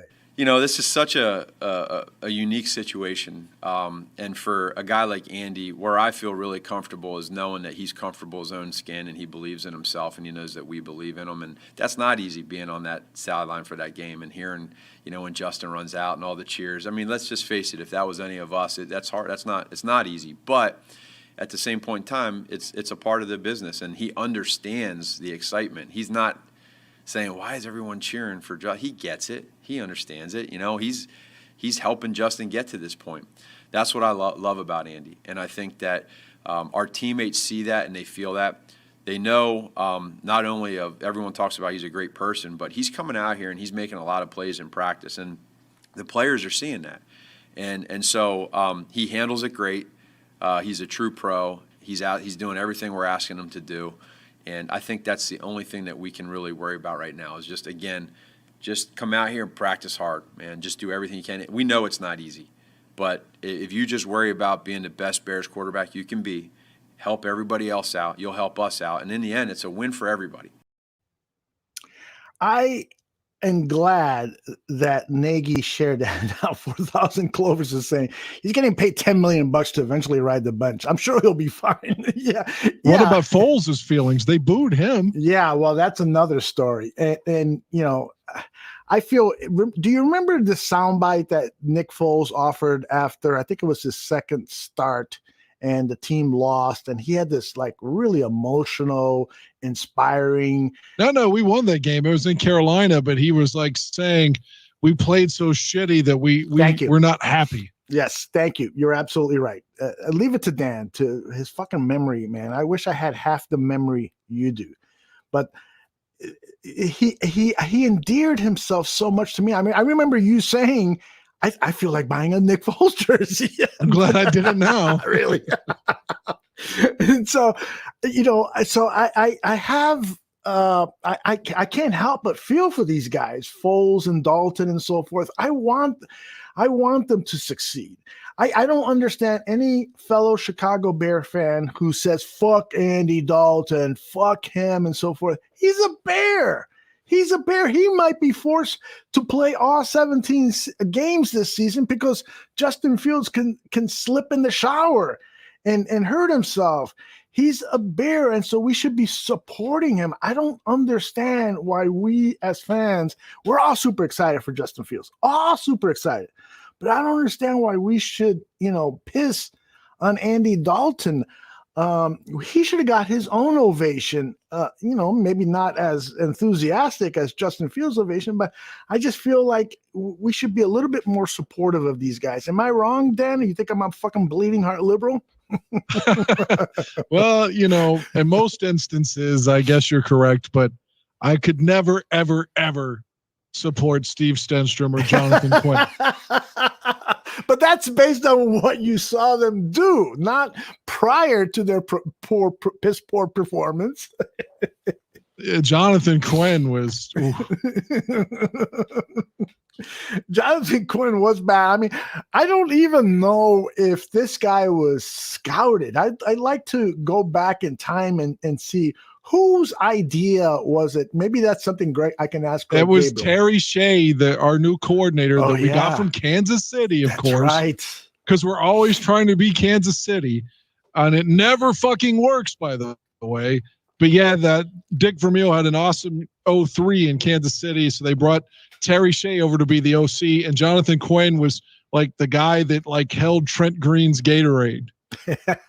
But he knew the offense, so they're like, well, he'll be a good backup for Rex. And of course, Rex blows his knee out at the Metrodome in week 3, and there he is immediately, and he can't play. Right. 4,000 Glover says, I'm not going to say fuck Andy Dalton, but if he wants a standing ovation, he's got to earn it. And that's fair. That is true. Yeah. King Pookie Nation Alvarez says he did shit in Dallas. And I will argue with that a little bit. He wasn't great at Dallas, but the last 5-6 games of the season, with the exception of the last regular season game where he was sacked 7-8 times. But prior to that, he went through a nice little streak where he had 2 to 3 touchdown passes a game. The Cowboys were starting to win games. He was starting to feel comfortable in the offense. Remember that he was acquired by Dallas to be their backup quarterback. So he didn't, in the limited preseason that we had, every NFL team had last season, he had very limited snaps. So when Dak had that terrible injury, Dalton came in there without a lot of experience with that Cowboys playbook, and it took him a few games to get up to speed. But then after that, he played against some mediocre defenses, and he did well. So I think we can be a little too hard on Dalton. I remember having an argument with Draft Dr. Phil and Shane. This was 3-4 years ago, saying that I thought Andy Dalton was a capable quarterback because I think he was a free agent that year. And so I was saying maybe we should consider Andy Dalton. They were just throwing fucking fire at me. And I'm like, this guy, he's got a track record. I mean, he's done shit no other fucking Bears quarterback has done, right? Throw for 4,000 yards, and he's done it twice. So I'm not saying that Andy Dalton is that good as he was back then with the Bengals, but he's a serviceable guy. I'm glad he's a part of the team. Justin Fields should be the number 1 quarterback, but if something happened to Justin Fields, we could do a lot worse than having Andy Dalton come in and play. I was against Dalton the whole time. I'm not going to lie. I would have been on their side of that argument. However, he's here now, so I want him to play well. Thank you. That's how we should all feel. All right, let's get to that defensive side of the field. This was Matt Nagy on Quinn and whether he's concerned about these injuries. Yeah, I'm not concerned because I think he had a really good start to the camp when he got here with the rookies. I played that already, didn't I? Yeah. Jesus. Fuck Quinn. Fuck Dalton. Let's go to my last one. Nagy on Khalil Mack. So what can he learn in Yeah, he's been doing this for a long time. A veteran like him is to not get complacent, keep going every day. You know, I think guys like him have a ton of success. They do what they do, but he's special for a reason because he doesn't get complacent. No, and that's what we appreciate. But we're always talking about making sure that we're doing this for our teammates. And regardless of how good or bad you are as a player, you got to worry about yourself and play hard. And we don't have any worries with him. He's motivated right now. He's in a good place, and I know he's excited to get going. I think that soundbite, I might have taken it from 2020 because he said the same exact words last season about Khalil. How worried are you about Khalil Mack having a better than average season? Because he had, at the money that he's making, our expectations are that he should play at a Pro Bowl, all-pro level, right? How concerned are you? You know that I'm concerned in that regard. Do I think he'll be the 2018 guy that deserves all the money? Probably not, but I'm hoping. I'm hoping. I want him to finish his career here and just be our guy. Like, let's make it happen. But I am very concerned, and I wonder. And maybe this is just trivial and it doesn't mean anything, but where they cut his brother today, Ladarius Mack, yes. Or maybe there's a chance he comes back on the practice squad. I'm not certain what the numbers are, if they're going to be extended like last season due to COVID. But maybe he comes back. But, I mean, how does that play into Mack's disposition? That's a great question. Now, I did not see Khalil Mack did meet the media today, and I did not get enough time because of that fucking massage that I got to screen that interview. And I don't know if the announcement of Ladarius Mack's cut was made before or after Mack met with the media. My guess is that Mack met the media and then they made the announcement because obviously it would have been kind of awkward for Khalil to have to answer questions about his brother. But if anyone in the chat room knows, that would be kind of a cool thing to find out because, would that affect Khalil Mack's disposition? As you said, Dan, I think not. I think that Khalil is smart enough to know that Ladarius Mack was always a fringe on the bubble player. And Ladarius Mack didn't have a bad exhibition game, but the fact is that the Bears are starting to show some depth on the outside. Like people in the chat room were talking about what's his name? I lost it here. Gibson. The other Gibson. Right, the other Gibson, who was a 5th-round draft pick, I think out of Tulsa a year ago. This guy is looking like he could be a big-time contributor. Jeremy Atoshu, who was picked up from the 49ers, he's another guy who has always played under the radar. I kind of compare him to Sam Acho, but a little bit better from a pass rushing standpoint. So this guy, I think that even if Robert Quinn, if you wanted to put Robert Quinn on mothballs for, say, put him on the PUP list for 6 games and let him get 100% healthy, I think that the Bears with some of these other guys might be okay, but we really could be a ferocious defense if Quinn could get anywhere near the 10, 11 sacks he had in that final season with the Cowboys. I'm switching inside. I was really impressed with the exception of the one breakdown in the coverage versus the tight end from the Dolphins. I thought Ogletree played really well with that one bizarre play where the guy beat him and then he just stood there instead of knocking him out of bounds or tackling him. Mm-hmm. And then he followed that up with a big ass hit on the goal line. So I'm really excited about Ogletree too. I hope that he's not just a camp body and they're like, well, we'll just keep Kristen Jones and just because, and we drafted Joel, and because it looks like he's exceeding expectations at this point, in my opinion. Well, yeah, you're right. I mean, he played ahead of Joel Iyiegbuniwe. He played ahead of Josh Woods. He was out there early. Well, Josh didn't play. Was he hurt or why wasn't he dressed? I didn't know the answer. Oh, I don't know. I didn't notice that. But I do believe that Ogletree has an excellent chance. Now, he was asked, because usually those backup linebackers have to play special teams, and he was asked about that, and he said, yeah, frankly, I have not played a lot of special teams in my career, but I'm willing to play it. he wants to be on this team. He actually came into Hallis Hall last season to I think it was part of a tryout or something. And he hung out with Quinn, his good buddy, and so forth. And so he's had a desire to want to play with the Chicago Bears for some time. So he would be, I think, a great locker room fit. And he's got the skills of that inside linebacker that the Bears like. He's a great sideline to sideline runner. He's got that speed. He's got that. You saw on that red zone play where he shot the gap and tackled the running back from the Dolphins for 2 or 3 yards down to the 5-yard line. That's what he does. Pass coverage is not his greatest thing. You saw him. I still think he's better than Trevathan in it. I really do. He might be, and now Trevathan is injured, and so when Danny and I saw Trevathan at Family Fest, Trevathan was really looking explosive, but he made another injury for Trevathan, and so maybe he's not going to be that guy. So Ogletree could be a great addition to this team. Ravi says Ogletree Bears liked him and during the draft. I remember. You're absolutely right, Ravi. I remember he being talked about as a potential draft pick for the Chicago Bears. He was considered like a Leonard Floyd back then, although he played the inside, kind of long and lanky, didn't have a lot of weight, but had that ability to kind of play the safety linebacker position that Brian Urlacher made famous for the Chicago Bears.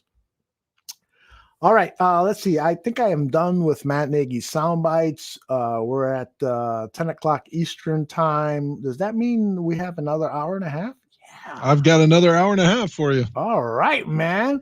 Let's smoke weed every day. Oops, I made him another mistake. Who do you think's better, Ladarius Mack or Casey Urlacher?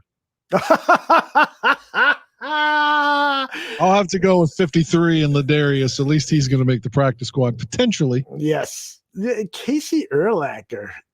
Jeez, I frankly I've never seen him play, so I can't. He was in the 03 Bears preseason. Was short-lived, but he was there. I just don't remember him at all. He was supposed to be a fullback. Yeah, Ravi says Ladarius Mack, hands down.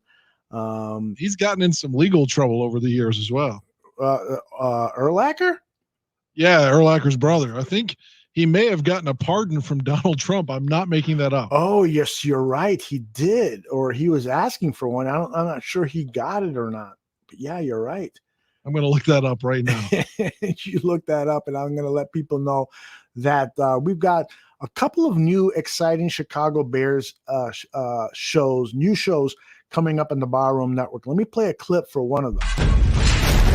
Coming this fall, the Barroom Network presents 2 fired up Bears fans. They are ready to rumble on the Bear Debate.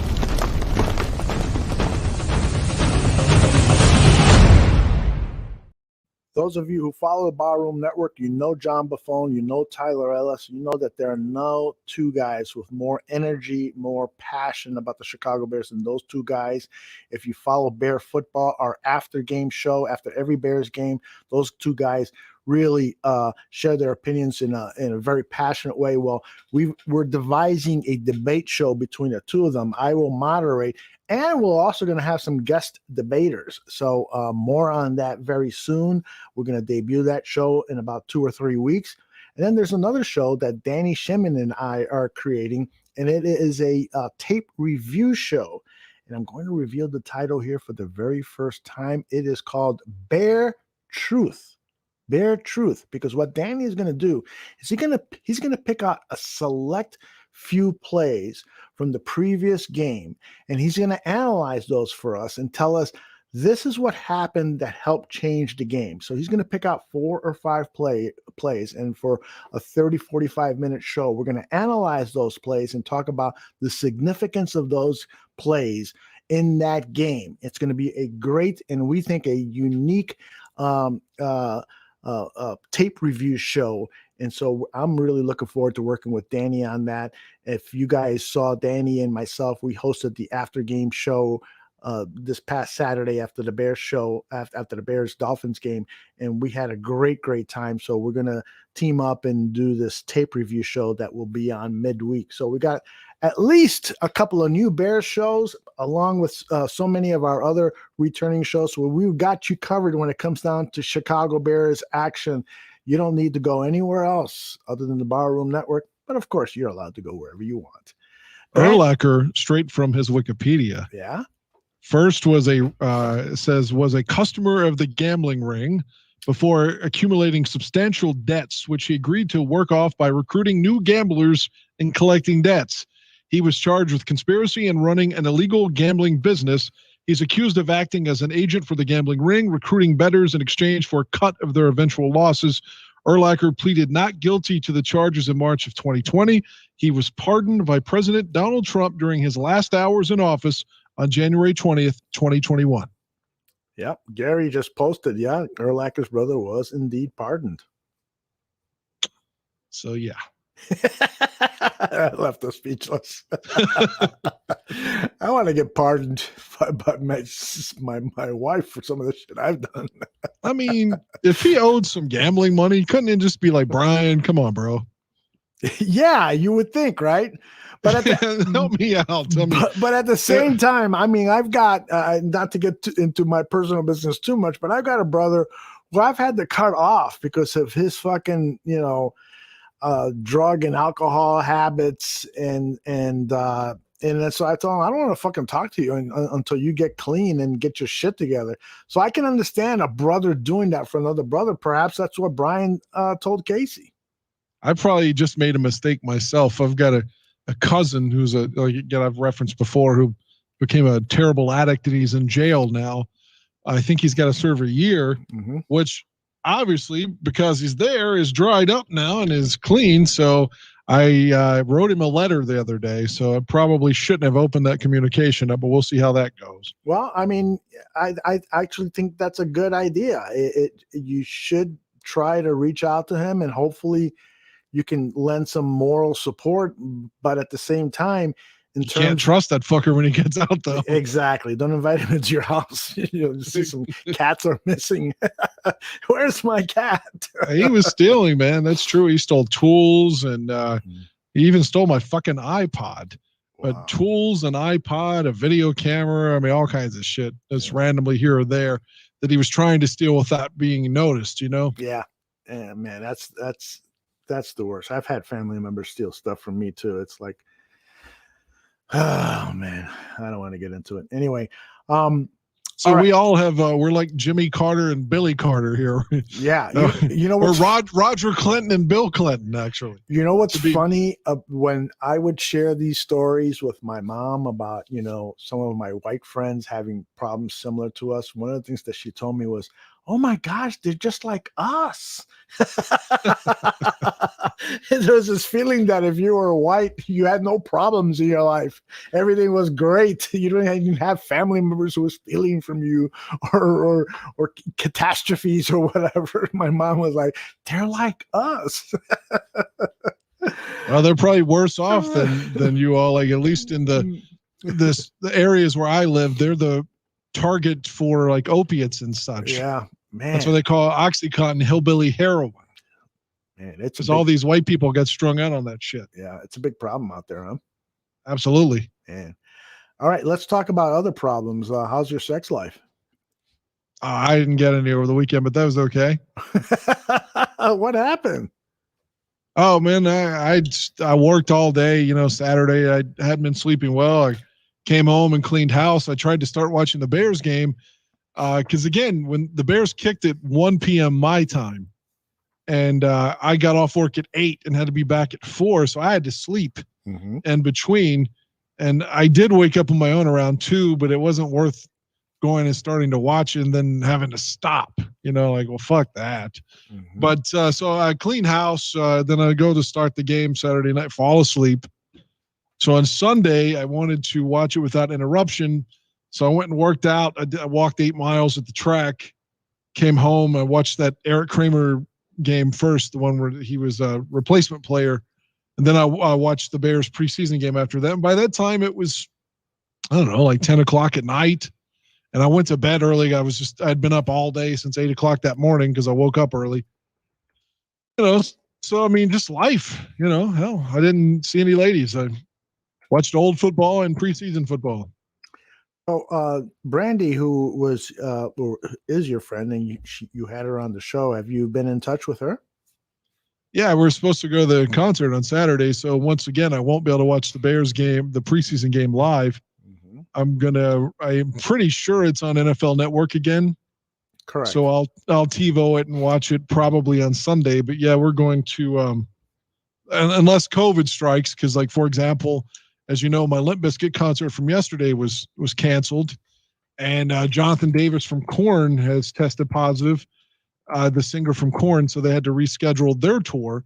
If there's no disruptions, I'll be at Garbage and Alanis Morissette with Brandy on Saturday, and her birthday's actually Sunday. So nice. I am such a huge Alanis Morissette fan, so I'm envious that you're going to get to see her in concert. Yeah, it's gonna be cool, man. I don't know how to act at a like a laid back kind of show like that, because usually I'm at a harder rock, but we'll see how it goes. I'm kind of excited about it, Now, so when you go to a concert and you go to a hard rock concert, are you like in the pit and you're jumping up and down and your head's Yeah. Really? But I don't really jump as so much anymore because I'm 40. But yeah, I usually stand. I'm in the pit, and so there's always somebody pissed off because I'm too tall for them or something. There's always somebody behind me complaining, "Man, motherfucker, my ticket is the same price as yours." Exactly. It's not my fault you're 5'5" and I'm 6'5". Fuck off. I always have to deal with that shit. Short people are always fucking complaining at concerts. It's not my fault. The short people always have little man syndrome too. Like, they have to be tougher than everybody, and they're like Scrappy Doo, from Scooby Doo. Like they're the toughest because they're 5'2" and pissed off about it. Right. Yeah. But anyway, I'm usually standing at those kind of shows. But the Atlantis is in a seat. It's an amphitheater, so I don't know. Like, do people stand at a show like this? Oh, sure. Okay, well, I'm just going to go with the flow of the audience, and we'll see. I'm still kind of excited about it because I was always a fan of Garbage anyway in the 90s, And Garbage's drummer, Butch Vig, was the producer of the first two Smashing Pumpkins records as well as Nirvana's Nevermind. So, I mean, he's a legendary producer and also a drummer. Cool. Hey, have you ever heard of the band Devil Wears Prada? Yes, but I don't know much about them. Yeah, I didn't either. And Vinny and Joey Parisi, who host a couple of shows here in the Barroom Network, they had the lead singer on the hockey show, Bar Down Hockey Talk, and he was a great fucking interview. I had no idea who he was. I had no idea that there was a band called Devil Wears Prada. Isn't that a bad movie? Isn't it like Meryl Streep or somebody? Yeah, it's actually not a bad movie. I think you will enjoy it. Take a look at it. Anne Hathaway plays a young, aspiring writer who gets hired at a fashion magazine that is run by Meryl Streep.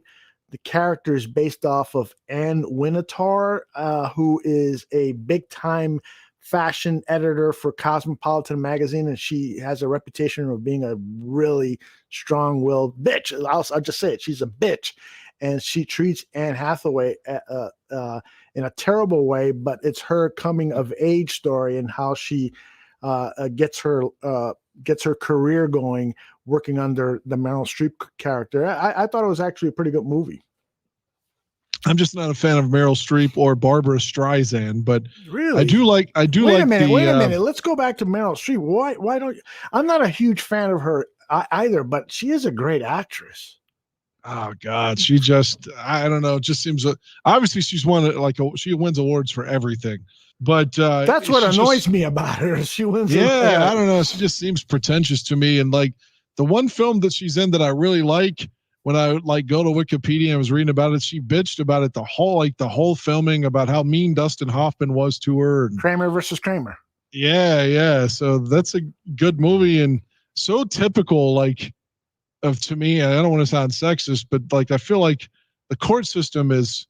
That's the only thing I'll bitch about, saying that guys have it worse on ladies is, I've seen cases where the guy, the girl will want to give her kid up for adoption. And then the father's like, well, I'm the dad. Let me take the kid. And they're like, nah, fuck it. The kid's going to the foster home. There's nothing you can do about it. Right. The system's really biased toward women in that regard.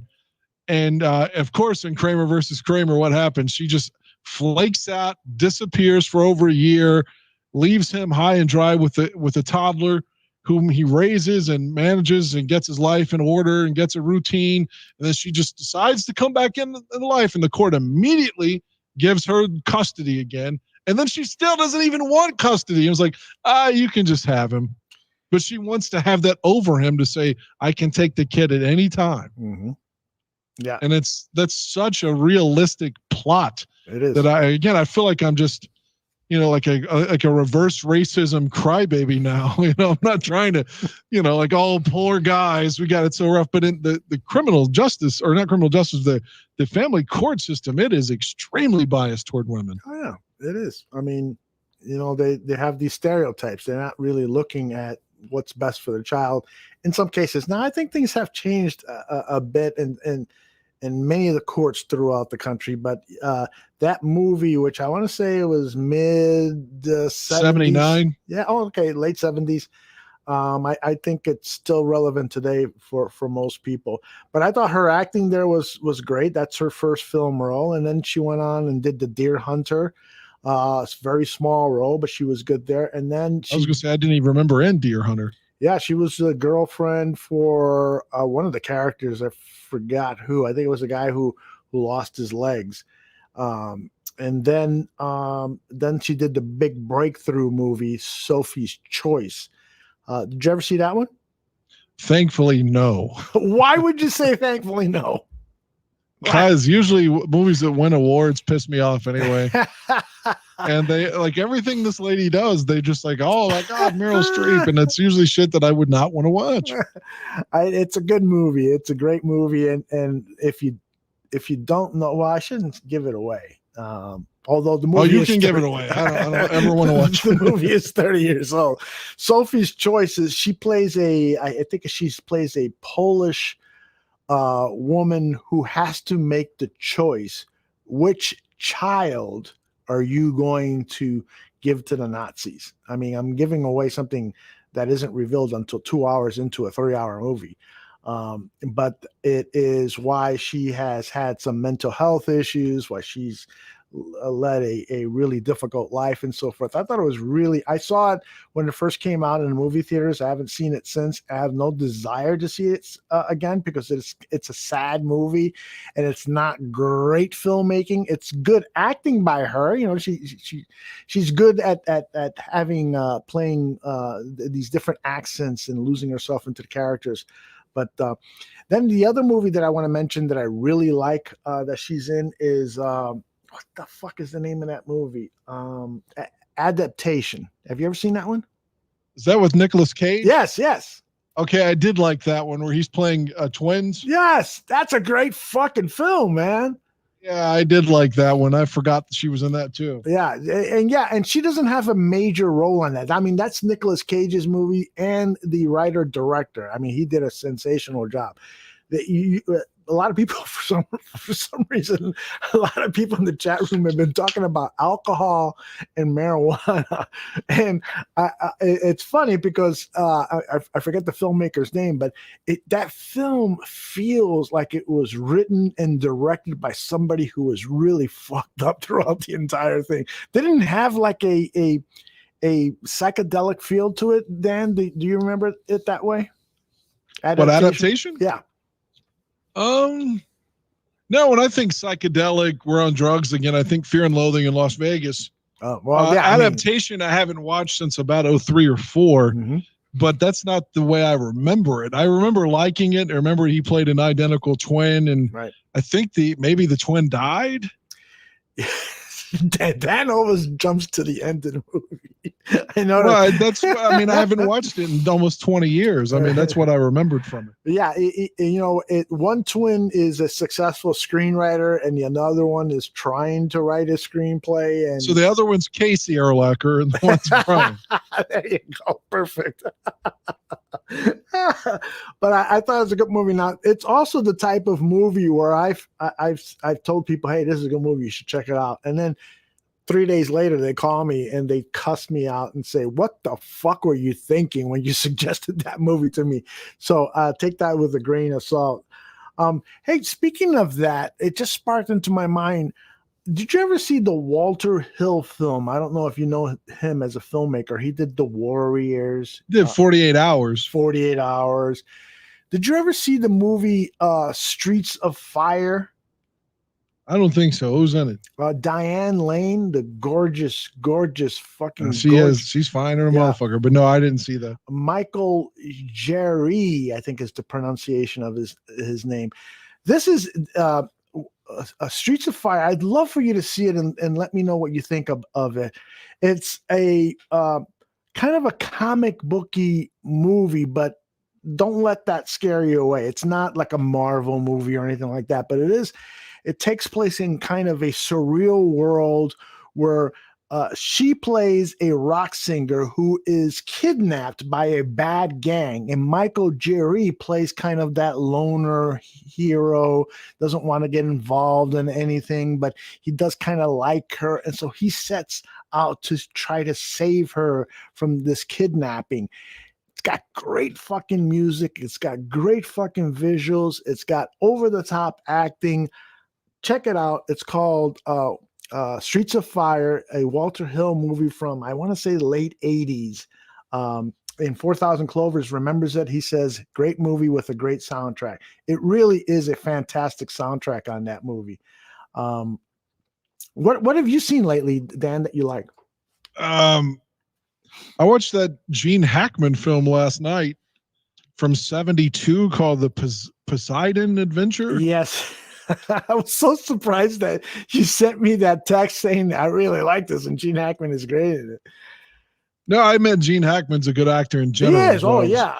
That's why I was watching it, because I was like, oh, well, Gene Hackman's in it. I'll check it out. Mm-hmm. And I didn't like that he died, though. Mm-hmm. It just kind of like ruined the whole. It's another one of those movies at the end. I'm like, that's it? That Gene dies? Well, and you saw recently The Swarm.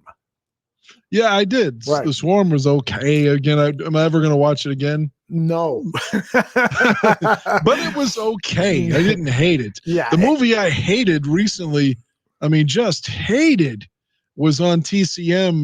God, I sent that to you too. Do you remember what it was called? Let me look it up. But let me tell you, getting back to The Swarm real quickly, I don't want to gloss this over. It is considered one of the worst movies in history. And I kind of agree with that, although that's one of the reasons you should see the movie. First of all, it's a ridiculous plot about bees attacking people. And it's got all of these great actors who are way past their fucking prime. I mean, and not Michael Caine.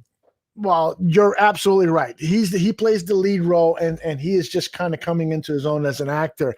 But aside from that, you got Fred McMurray, who he died as soon as they said it's a wrap. He fucking fell dead and passed away. So I would not recommend that to people unless they have an interest in seeing bad movies, which I do. I remember when I was a kid and studying filmmaker, a filmmaker once told me, make sure you see bad movies and then ask yourself, how would you have made that movie better? Well, with The Swarm, I would have fucking recast the thing with a lot younger actors than Fred McMurray and who was the female? Olivia de Havilland, and is the love interest of two other senior citizens. That's the love interest in the movie. Stars from Michael Caine is like in love with the scientist lady. Yeah, that's true. That's true. But the movie I was thinking of is called The Terminal Man. Oh, there you go. George Segal. That was terrible. That was way worse than The Swarm. It had no payoff. You watch this shit for an hour and 45 minutes, and then he just fucking dies. Like, they have this slow burn that he's gonna have some mental breakdown as a result of them fucking with his brain or whatever, because it's sci-fi. They're supposed to be he's having seizures. Uh-huh. So they're doing some experimental thing to where they can control his seizures with a computer. but it's like triggering anger. And so he flips out and like, cuts a lady or something, but that's it. He doesn't kill her. There's no other violence, and they just kill him at the end of it. It's like, why did I watch this? Like, it was fucking horrible. Do you like karate movies? Like a fucking Chuck Norris movie? Yeah. No. I had a feeling you would say that. PJ is recommending a karate movie on Netflix called Rurouni Kenshin. That's got to be with subtitles, with a title like that, right, PJ? Let us know. But I will look for it because I like good karate movies. I mean, I did like Bloodsport, the Jean-Claude Van Damme movie. Yeah. And Kickboxer was okay, but I'm embarrassed to admit both of those. Were you a Bruce Lee fan at all? It was ahead of my time. When I was watching film, you just saw movies from the 60s and 70s, Poseidon Adventure and the Terminal Man and stuff.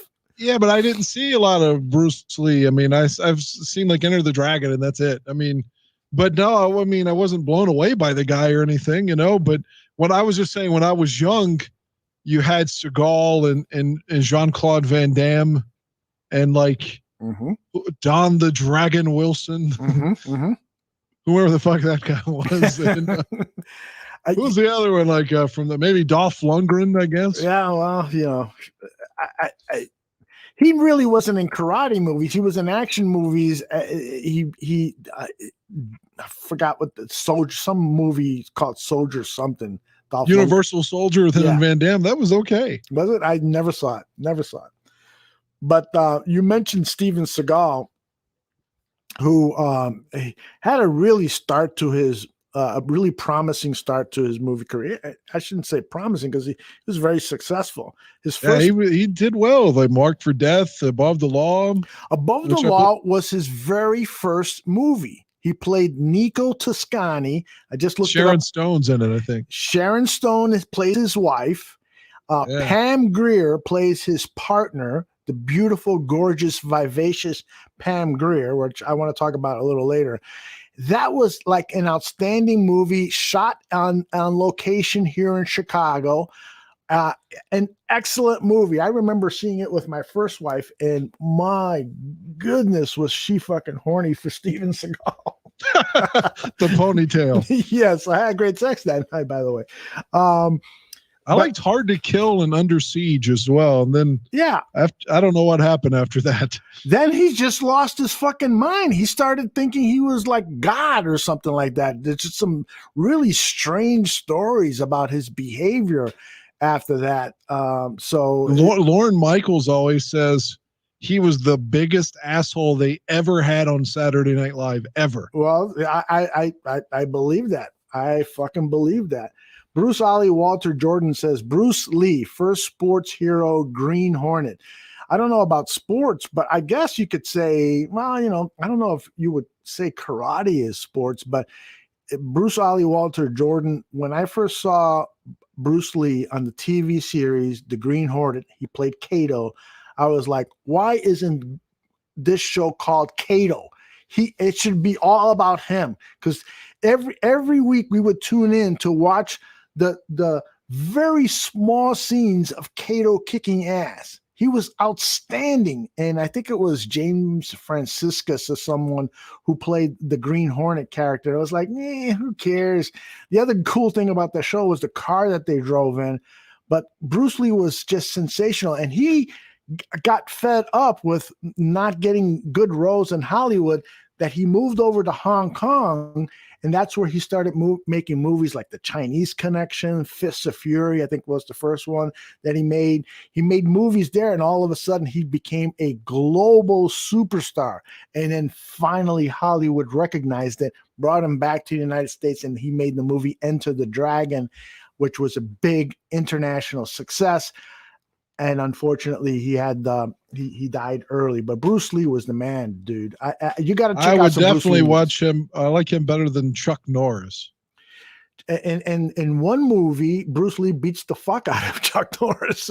Good. That's the one you should watch. Rednecks love Chuck Norris. I don't know. Well, because you know why? He's a very, very conservative kick-ass kind of guy. So Yeah, he was allegedly there January 6th. Oh, really? I didn't know that. I did not know that. A lot of people are bringing up Jackie Chan as a now. Have you ever seen a Jackie Chan movie, Dan? Yes, I did see Rumble in the Bronx.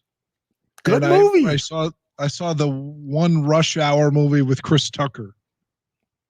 Chris. Oh, okay, yeah. I have not seen that. There's 3 of them, I think, and I didn't want to watch the other 2. But I did see Rumble in the Bronx. His stunts are just unfucking believable. Oh my gosh. The best part of the movie is during the credits when they show all the outtakes from his stunts. Yeah, it's just not my kind of film. I don't want to. I think he's immensely, or I don't know how talented he is now, as he's probably older, but when he was younger, he was immensely talented. It's just not, I'm not part of that target audience. It's just not my kind of film. Yeah, and typically that's not the kind of movie I want to see, but there is artistry to those movies, to those Asian kung fu movies.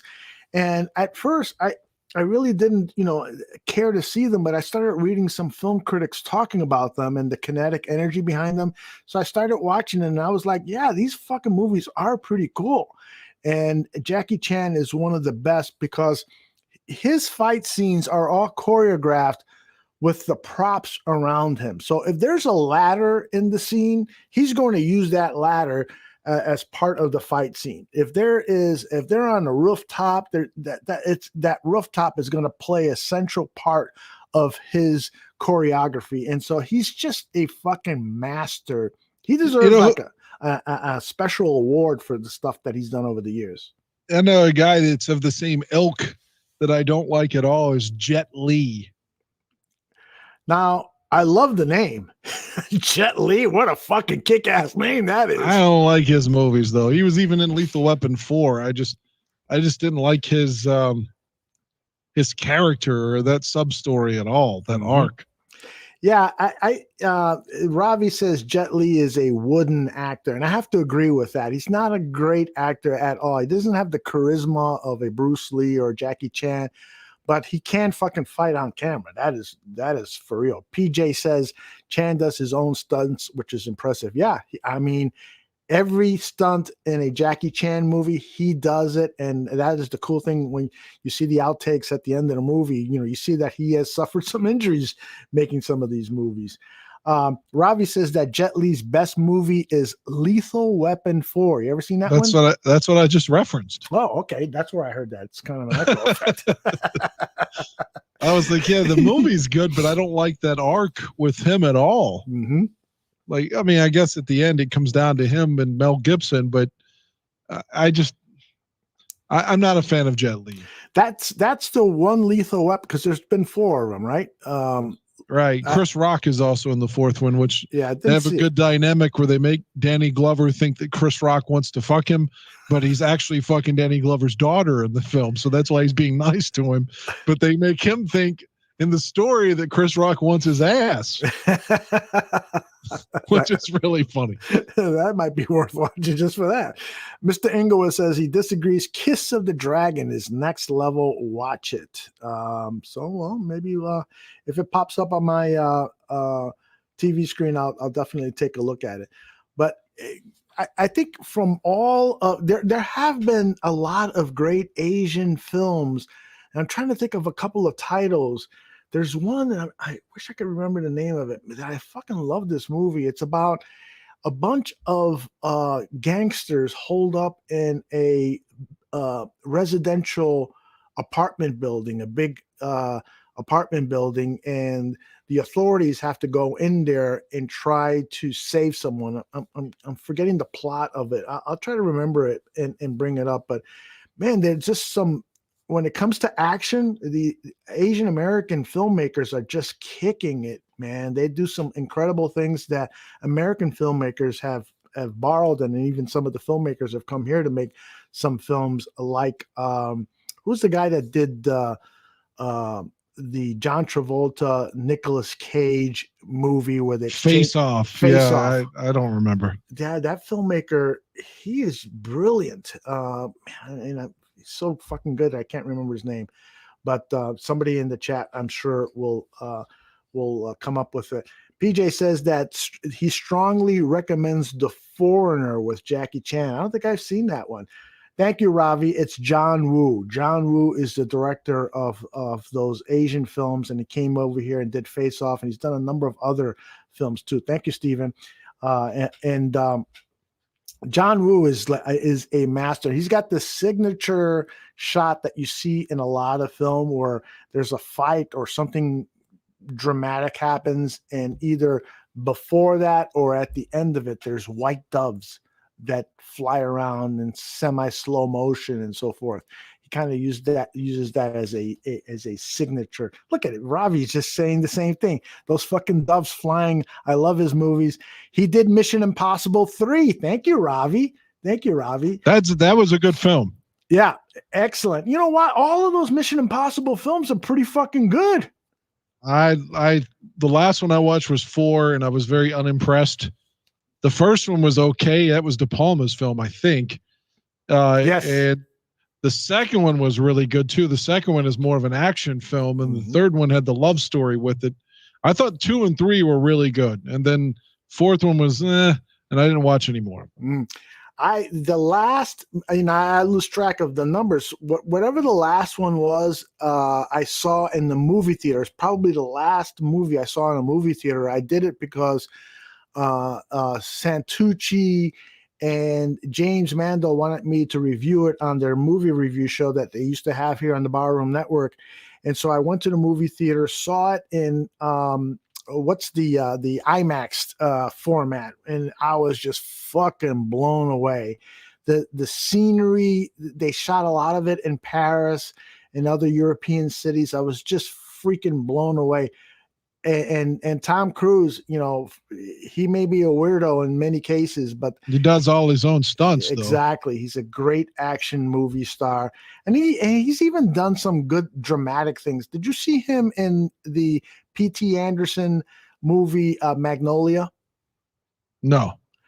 I highly recommend that. It's a little weird, and I know sometimes when things like kind of deviate from reality, that you get a little turned off by some of these films. That's my take on you. I haven't heard you talk about movies, and Magnolia does that. But I highly recommend that. There's some great artistry to P.T. Anderson's movie, and Tom Cruise in that movie, he plays you'll love this. He plays one of these guys who offers advice. He rents time on TV stations late at night, and his advice is how to pick up women. And he's very vulgar about it. I think the saying is like, expose the cock and get the girl, or some shit like that. 4,000 Clovers is saying Magnolia is a little weird, but it's strangely interesting. It really, really is.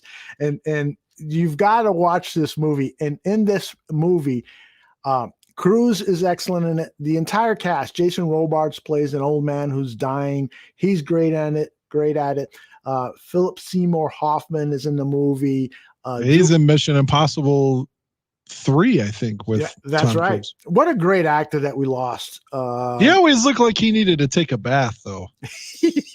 He always looked like he was on a heroin binge for like 3 or 4 days and hadn't washed his balls. It's probably true. I always thought the guy looked like he would stink. Like another guy I always thought looked like would smell bad is Tony Siragusa. Tony Siragusa. The play for the Ravens and That's Colts. Right. They always had him out of the booth on Fox. They didn't even let his ass in the booth. That's right. They would have him down in the sidelines or in the end zone. Because this guy, he smelled like ass and armpits. Like, That is good. That is good. My favorite Tom Cruise movie, well, no, it's probably Risky Business, honestly, but it's a little bit, an alternate reality is Vanilla Sky. Did you ever see that? Yeah. I love the line from Cameron Diaz when she goes to kill him, because he's like, they're not committed or anything, and when she finds out that he kind of doesn't want to take it any further. She goes, but I swallow your fucking cum. And she drives him off a fucking bridge. That sounds like something would happen to me. You know, that movie is a remake of a European film, a Spanish film called Open Your Eyes, Abre los Ojos. And Cameron Crowe, the director, remade it and named it Vanilla Sky.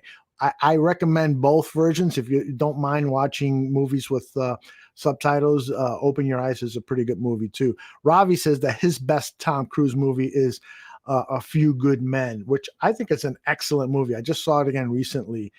It's Aaron Sorkin is one of the best screenwriters out there, and that's just an outstanding screenplay.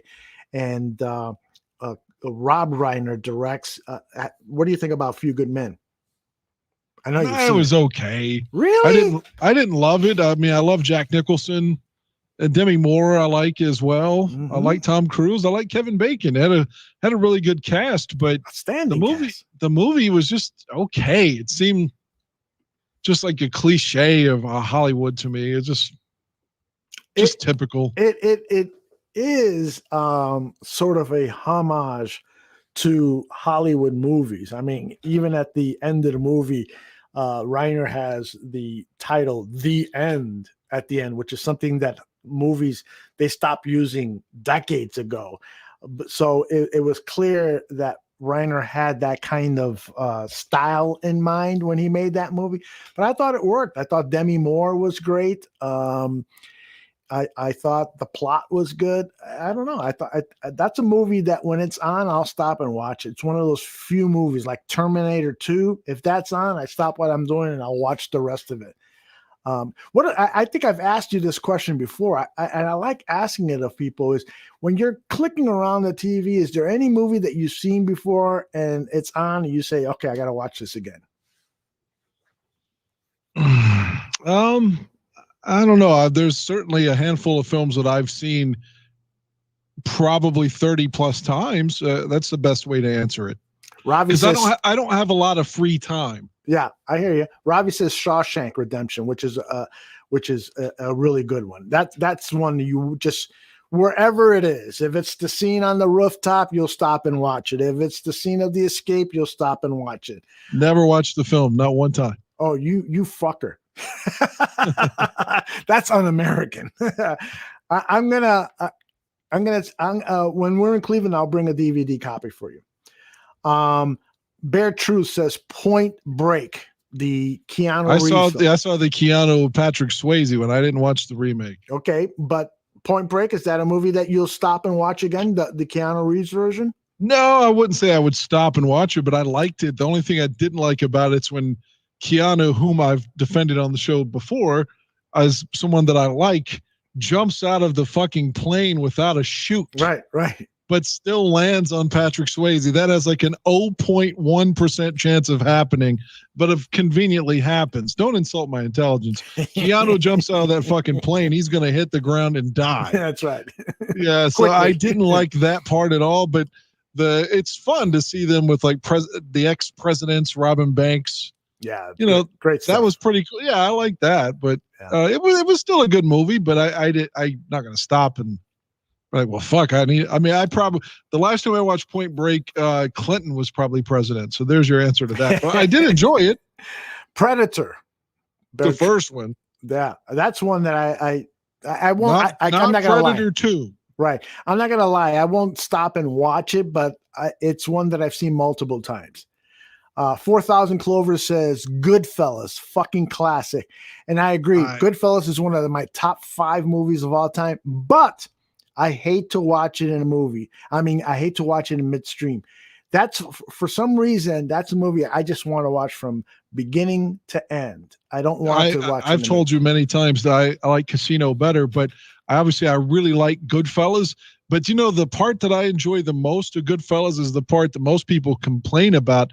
I like the sequence of the film where it's going to be the day that Ray Liotta gets arrested. Mm-hmm. Like when he's paranoid and he's trying to cook the spaghetti, he's trying to fucking help everybody. Let's go sell these guns. And, oh man, there's a helicopter over my head. They're following us. And That's like my favorite sequence of the film, man. I really enjoyed that whole day of Ray Liotta's struggle. I think that sequence is, if I had to make a list of best sequences, best scenes of all time, that might be number one. I just love the way that fucking film, that scene is done. It, to me, reminds me of my days when I was doing cocaine. And just that, just that fucking rush, that paranoia, everything happening really fast and so forth. Man, that's just fucking mind blowing every fucking time I see it. What about Roadhouse, Chicago's finest? Suggestion. I saw that Patrick Swayze. Right. It was okay. You know, I kind of feel like that was like marketed toward ladies, though, wasn't it? Yeah, but there's a lot of action in it, and you know, I'm with you. I'm not a big Roadhouse fan, but I've got a lot of friends who feel the same way Chicago's finest do. If Roadhouse is on, they love it. They bring it up all the time. There's a lot of tough guy scenes in Roadhouse. But I've never been a big Patrick Swayze fan, so that's probably part of it. The guy had a terrible death, just horrible. Remind me again how he passed. It was a pancreatic cancer. Okay, yeah, he had a horrible death. Yeah, I thought he was a good actor. I hated Dirty Dancing. My mom made me watch that as a kid over and over and over. I thought that was a terrible film, but like I like The Outsiders. Remember that? Oh yeah, absolutely. I enjoyed that. At the time, it's really, really dated. Yeah. But it was in a hockey film with Rob Lowe. I can't think of the name. Youngbloods or some shit. Youngblood, yeah. Eric Nestorenko, played with the Chicago Blackhawks, was in that movie. In the 80s, I like that. I'm sure it's terrible now. Yeah.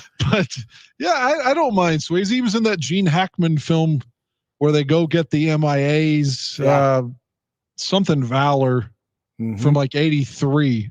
Unquestioned Valor, Unmatched Valor. Yeah. Whatever. He was okay. I like Swayze all right, but I didn't really like Roadhouse or Dirty Dancing. What about we got one here, Training Day, Bare Truth offers. Training Day is pretty awesome. The only thing I don't really like, God, what's his fucking name? The white guy.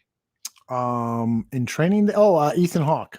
Yeah, Ethan Hawke's character gets look. I probably lean more toward Ethan Hawke's character in reality, in terms of like I wouldn't want to get involved in this dirty shit either.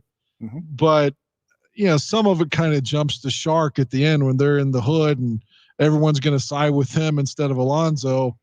Doesn't feel realistic to me, and I don't know if he would have survived the moment where he's in the Latino guy's house and they keep making all these like references. They're going to fuck him. I don't know if he would have survived that scene either when Alonzo sets him up in there, but all in all, if I don't dissect the film, not a big fan of Scott Glenn either. Really? But I love Denzel Washington. I even like Denzel's son, John David Washington, as well. Bare Truth asks, who is the better actor overall, Denzel Washington or Daniel Day-Lewis? I see. I don't know much about Daniel Day-Lewis. I saw that My Left Foot, and when I was a kid, and I did not like it. I tried to watch that film that came out in like 2007 that everyone talked up, There Will Be Blood. Yeah. I thought that was dreadful. Really? So there's not a lot of films that guy's been in that I've liked. What about the Scorsese movie that he did with Leonardo DiCaprio, Gangs of New York? I hated Gangs of New York. Really? I didn't even get through it. That's what I'm saying. Like, so I'm going to go with Denzel Washington. I don't like Daniel Day-Lewis's films, although I won't deny his cred, his resume. Like, it's just not for me. Right.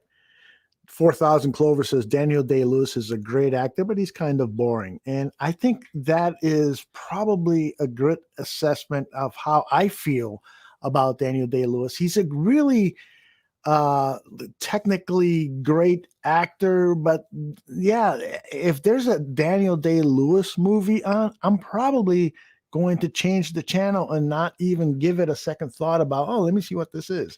He's just, I don't, he doesn't appeal to me. Now, I agree with Bear Down Adam, who says Gangs of New York is crazy good. I thought that's a great Scorsese movie. I couldn't get into it. I tried to watch it 2 or 3 times, and I like DiCaprio. I just couldn't get into it, man. It's not for me. Mm-hmm. PJ says, as a cop in Training Day, you never hand over your weapon. He laid it on the table because the other guys did. No way, Ethan Hawke.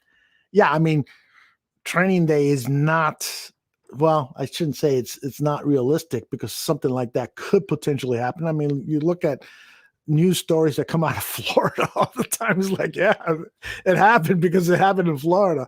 But there is some plausibility issues with movies like Training Day and some of these other movies. What about, would you pick Denzel over Leonardo? That's tough. Interesting. That all in all, DiCaprio's last decade of films I probably like better. Really? But that doesn't mean that I like him, think he's a better actor. I really love Shutter Island. I loved Inception. I enjoyed The Wolf of Wall Street. I didn't love it. The Revenant was okay. I love Once Upon a Time in Hollywood. What else am I forgetting? Body of Lies was really good. The Departed was really good. Great Gatsby was okay. But yeah, DiCaprio's like had a decade and a half of like really good films. But and the Denzel's, some are hit and miss, but I just know that he's elevating whatever film he's in. Kind of like Robert De Niro. When De Niro got a little bit older, like he was in a lot of average films, but you just know that the movie was still better because he was in it. Like Meet the Parents, like I don't fucking like that. But like De Niro's doing the best he can with a shitty script. Yeah, I don't know. I mean, there's something about De Niro that you don't like Robert De Niro? I love Robert De Niro. Oh, I thought you were going to tell me he's not a good actor. I was like, hold on now. See, I think that he's a good actor when he's working with Martin Scorsese. And so many of the other movies outside of Scorsese, I wonder if he really is that good. First of all, he doesn't have a lot of dimension as an actor. And he's not really good at remembering his lines. I've heard many stories about that. So he starts to ad lib. Yeah, De Palma said that about The Untouchables, which I thought was a shitty movie anyway. Really? Come on. Great cast, shitty movie though. I just didn't like it. But yeah, I heard that when he's playing Al Capone, that like he didn't remember his lines. Yeah, I mean, and to me, I've heard some stories from actors who have worked with Robert De Niro, and they're just like really not impressed and thought that he's supposed to be an asshole. Yeah, everyone says that. Exactly. So I have certain feelings about De Niro. I love all of his movies with Scorsese. I think that's a tandem that is fucking outstanding, and a lot of early De Niro movies I love. Also, did you ever see a movie that De Niro, James Woods was in, Tuesday Weld, done by Sergio Leone, called Once Upon a Time in America? Yes. I saw the 3-hour version too. It had that's the one to see. The fun fact in it, that was Jennifer Connelly's first movie. Yes. She's the teenager that De Niro's character loses his virginity to. Yes. And there was a lot of controversy because she was like 13 and they had her do partial nudity even though she was underage. 4,000 Clover says, Dan, you have terrible taste in movies overall. LOL. Well, I disagree, but I like the De Niro Once Upon a Time in America film was pretty good. Yeah. I didn't see the shorter version. I think that from all indications was shitty. Yes, don't ever see that version. It'll ruin the long version for you. The long version is the cut done by Sergio Leone, and it is fucking brilliant. I was fortunate enough to see that long version when it was first released here in the United States. For some reason, the U.S. distributor said, this is too long. It doesn't make any sense. So they recut it, and they fucking made it a mess. Nobody could understand that movie based on reviews that I saw. I saw the long version and was entranced by that movie. It starts with this scene with Robert De Niro at an opium den. He gets high, and then he recalls the entire story and it is fucking brilliant in that the final image of De Niro in the opium den basically tells you what happened. Do you recall this, Dan? I haven't watched the film in a decade or so, but I remember really liking it. I remember like he goes to jail, he comes out. It's the early 19-teens, and by the time the film ends, it's the 1960s. He's an older man, and he goes back to reclaim his lady, who I guess is with James Woods, but by the end, right? Correct. Yeah, and it's worth mentioning too that James Woods would hate my guts because I'm not a MAGA person, but I think he's a phenomenal actor. He's one of the great actors. James Woods, no doubt about it. I don't agree with his politics, but yes. He would hate me because of mine, but I have adoration for him, though. Memento. Have you seen Memento? Was a tremendous film. Tremendous. Absolutely. Isn't that the first movie by Christopher Nolan? I didn't even know who did the movie. I just remember the guy that played Guido in Risky Business. He was in The Matrix. He was in The Sopranos. Yes. He was in that film with the hot lesbian scenes that everybody loves. Bound. Yes. Yeah. What's his name again? Joe Pantoliano. I don't know how to say his last name. Pantoliano, I believe. Yeah. That guy's phenomenal. He's man. great. I like him a lot. He's in that film. By the way, he suffers from depression and anxiety disorder. He wrote a book that I picked up and read some of his story. I didn't read the entire book, but I was interested in how a successful actor like that could, suffer from some acute depression and anxiety, and is a kind of a fascinating story. Getting a lot of activity here in the chat room, people sharing their favorite movies. PJ says one of his favorite actors of all time is Sean Connery, a smooth character. I love Sean Connery, but I got to tell you, I just recently, I think this was like a couple of days ago, I saw a clip where Sean Connery was being interviewed. This was many years ago, where he said it's okay to slap a woman around every once in a while. And he was being interviewed by Barbara Walters, and Barbara says, why do you think it's okay? Well, once in a while they step out of line, and it's okay to give them a couple of slaps across the face. And I'm like, holy shit, Sean Connery saying this to a national reporter. I mean, it doesn't matter who he's saying it to, but what a fucking asshole. It doesn't diminish the fact that he's a great actor, but apparently he's not. I got something that's going to blow your mind here. You probably don't know this. Barbara Walters, back in the day, as we know, was on ABC forever, but before that she worked for NBC. Yes, I remember that. Yeah, she had a thing, and she said this over and over in retrospect, that she realized it was a minority opinion, but she was sexually attracted to Richard Nixon. Like to the point she thought he was really, really hot. Not making that up. Barbara Walters thought Nixon was really fucking hot. All righty. Well, I wanted to mention a few films that earlier I told you there's several that I've seen like 20, 30, 40 times. Not making this shit up. Wow. So, okay, go ahead. Most of them are from my youth, so that's when I had a lot more fucking time. Sure. But easily 30 or 40 times for Pulp Fiction.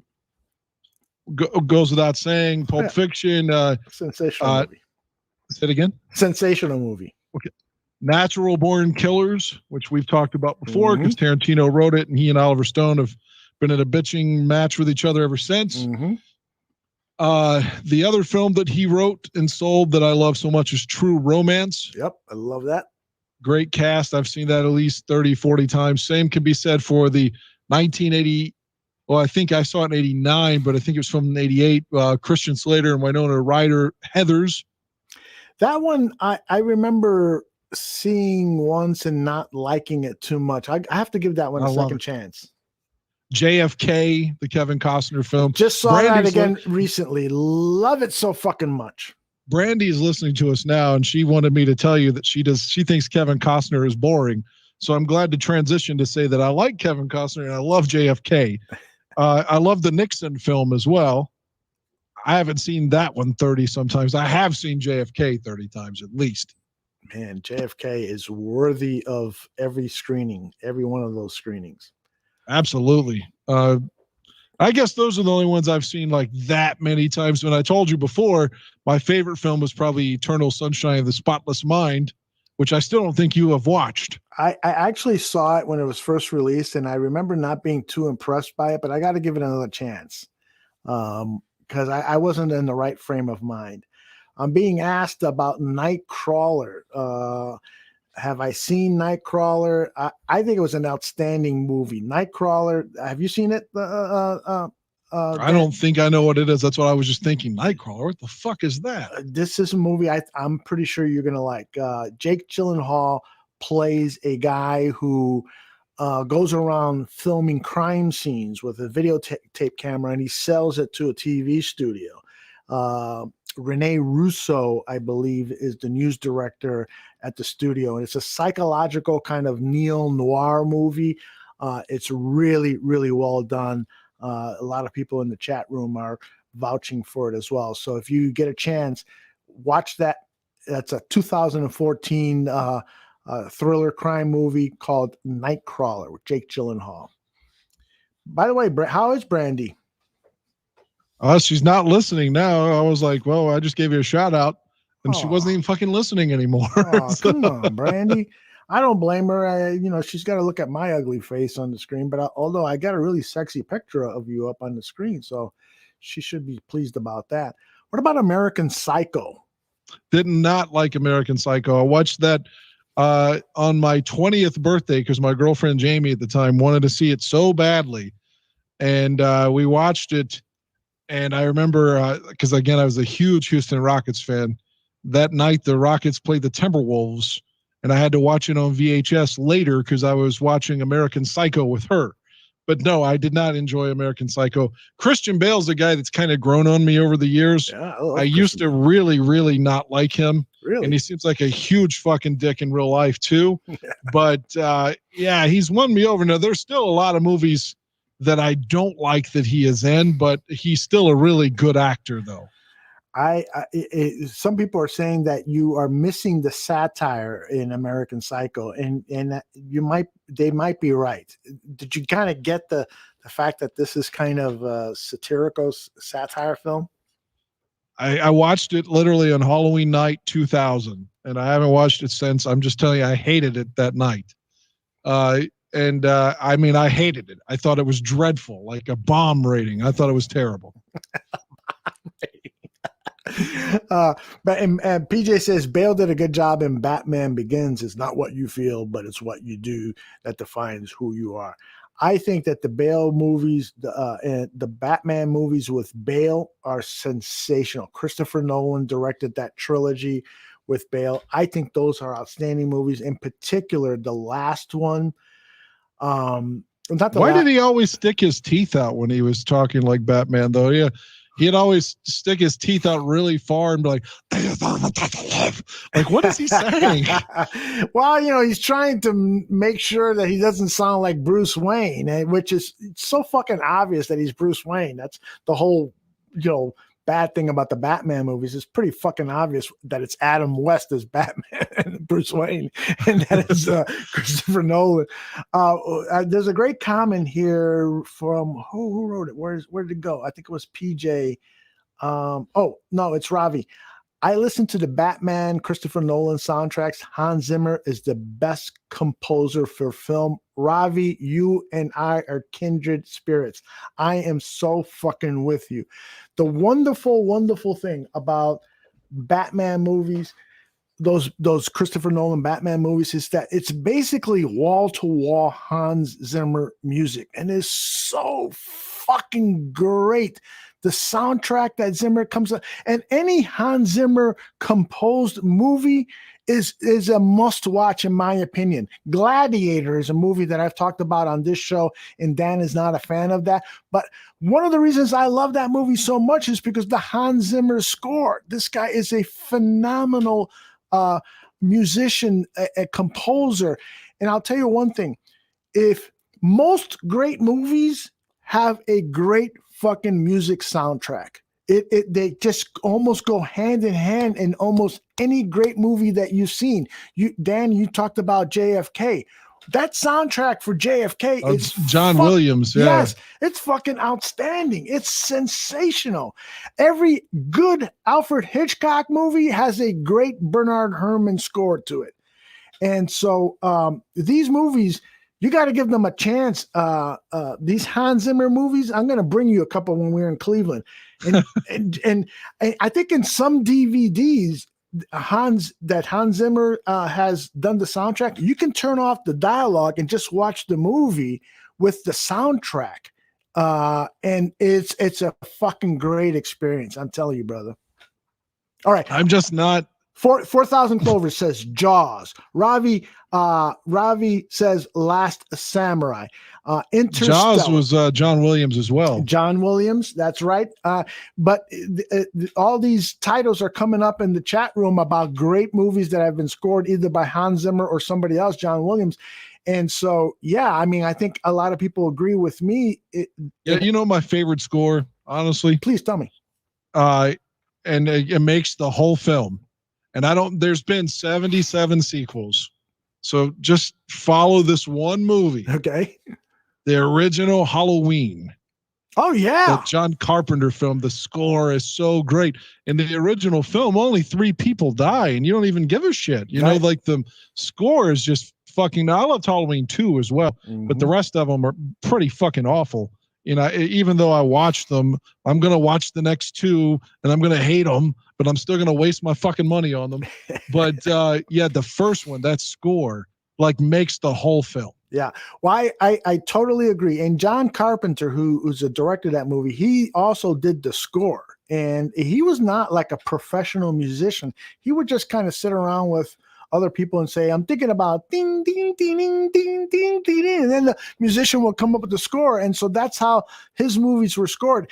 And that's one of the reasons I love John Carpenter, a director who writes his scripts, who also comes up with the score. And he's like a true auteur of the movie. Movies are so collaborative that it's hard to just give credit to, Martin Scorsese, because he's got, he's working with other great cinematographers, great scores, and so forth. But a guy like Carpenter, who basically does the whole fucking thing himself, did a lot of the camera work himself. Those guys I hold in a special category. Those guys are truly gifted filmmakers. I have to admit, and I don't want to disagree, but there are a lot of bad Carpenter movies as his career went on. The only ones I can think of that I really, really loved was the first 2 Halloweens, although he didn't direct the second one, but he was involved in, I think, just the screenplay and such, and he benefited monetarily from it. But I love the Kurt Russell movie, The Thing. Mm-hmm. Great film. Yeah, and there's another one that you're forgetting. The one with Roddy Piper. And exactly. I was just going to say that. I know you love that movie. Yeah, but beyond that, I don't love a lot of John Carpenter's films. In fact, he was heavily involved in that Halloween reboot in 2018, and it was abysmal. Yeah, I agree with you that as his career went on, I mean, he's kind of a perfect example of what Quentin Tarantino has been saying. I only want to make 10 movies because after the first 10, most filmmakers. People run out of gas. Right. Well, Carpenter's a good example of that, but I don't agree with Tarantino. There's a lot of other filmmakers who have made dozens of great films. But you're right. Now, what'd you think of Carpenter's movie, The Fog? I thought it was pretty good. The Fog was okay. Escape from New York. Escape from New York was okay, but Escape from L.A. conversely was terrible. Oh, that I totally agree. He should have stopped with Escape from New York. Assault on Precinct 13. I did not see that one. You know what? It's and he's admitted this. He stole that concept from an old Western movie where a bunch of, and I forgot the title of the Western movie, but a bunch of cowboys are holed up and they've got to stay off the enemy that is trying to take over the cabin that they're in. And so it's basically the same script, but it's on a police station. The power is gone in a neighborhood, and there's a bunch of unseen enemies trying to get the cops out of this police precinct and help a prisoner escape. It's a pretty good movie, but one of the things about Carpenter that I love, I love him so much as a filmmaker, but I don't think he was so great at is his direction of actors. And I say the same thing about Walter Hill, whose movie I was talking about earlier, the one with Willem Dafoe and what's her name? Drawing a blank. But I mentioned this before. You need to watch that Willem Dafoe movie where he shows his cock all through it, called Antichrist. Why would I want to see Antichrist? I told you, because it's bizarre, man. Like the lady cuts off her own clit and then smashes him in the balls with a cinder block and starts sucking his dick, and he comes blood. you have to see it. And like I will. When the movie starts, they're like, he's fucking his lady in the shower, and they're playing classical music in like slow motion, and their kid falls out a window and plummets to its death. It's like a 3 or 4 year old. Yeah, and the rest of the film, and the woman can't get over that guilt, and just she lost her kid, but she blames herself. Mm-hmm. And he's a therapist by his own trade, so he's trying to treat his wife, which has got to be unethical. But they go to like the woods, and then she's like susceptible to some sort of like depression and medicine and evil, and like I said, all these bad things start happening. It's called Antichrist. I'm gonna check that out. I'm definitely gonna check that out. You really should watch that. Like I said, when she smashes him in the balls with the cinder block and then starts blowing him, and he comes blood, I was like, just wow, PJ is reminding us of a great John Carpenter movie, Big Trouble in Little China. I saw that in the 80s, and I thought it was okay. I know you said it holds up. I haven't watched it since I was probably about 8 or 9 years old. Man. I do like Kurt Russell okay, though. I mean, I'm sure it's okay. Here goes. I got a question for everybody else then. Mm-hmm. Do you happen to have an actor or an actress that you like so much that you even endure some bad films they're in just because you like them? Yeah, that's a very, very good question. I will say this about Kurt Russell, and he has said this. I think I mentioned it in one of our previous shows. Kurt Russell was kind of bragging about the fact that he's never been in a movie that lost money for a studio. And that is good. And that is true. I mean, he really is a good actor. There was a movie on this weekend, and it's one of those movies that I stop and watch whenever it's on. It's called Breakdown. It's about him. I saw Breakdown from like 96, 7. Right. Great movie, don't you think? A great little movie. I haven't watched it since then. I thought it was enjoyable when I watched it. It was okay. Yeah. It quickly, the plot is him and his wife are starting a new life. They're driving cross country. They don't have any money in the bank. Things are bad, but they decided to move out west, get a new start on life. Well, when they pull over to get gas, some crooks mangle with the car, because he goes in and leaves his hood up and so forth, and mangle with the car, and the car breaks down in the desert.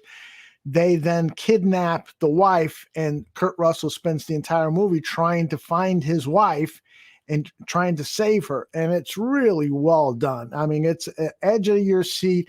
I remember, I was watching it this weekend with my wife. She goes, I don't want to watch this. I don't want 5 minutes into it. I could see she's totally into it. I go, okay, I'm going to change it now. She goes, don't fucking touch that remote. It's one of those movies that it just kind of grabs you by the balls and you stick with it. But you ask a really good question. People in the chat room, answer Dan's question. Is there an actor out there that you really like that you will even sit through one of his or hers bad movies just because you like this particular actor? I can't think of anyone off the top of my head. I thought of one immediately, but I have to admit, as he got older, I didn't watch a lot of his films anymore. And I hate to say that, but out of his younger days, I would say Al Pacino's in that category for me, and certainly Jack Nicholson. But as they got older, I can't say that I stuck with them, unfortunately. Yeah, Al Pacino is a good name. But although there were some of his early films that I kind of avoided because they got so-so reviews. Like, I've never seen Bobby Deerfield. I've seen Bobby Deerfield.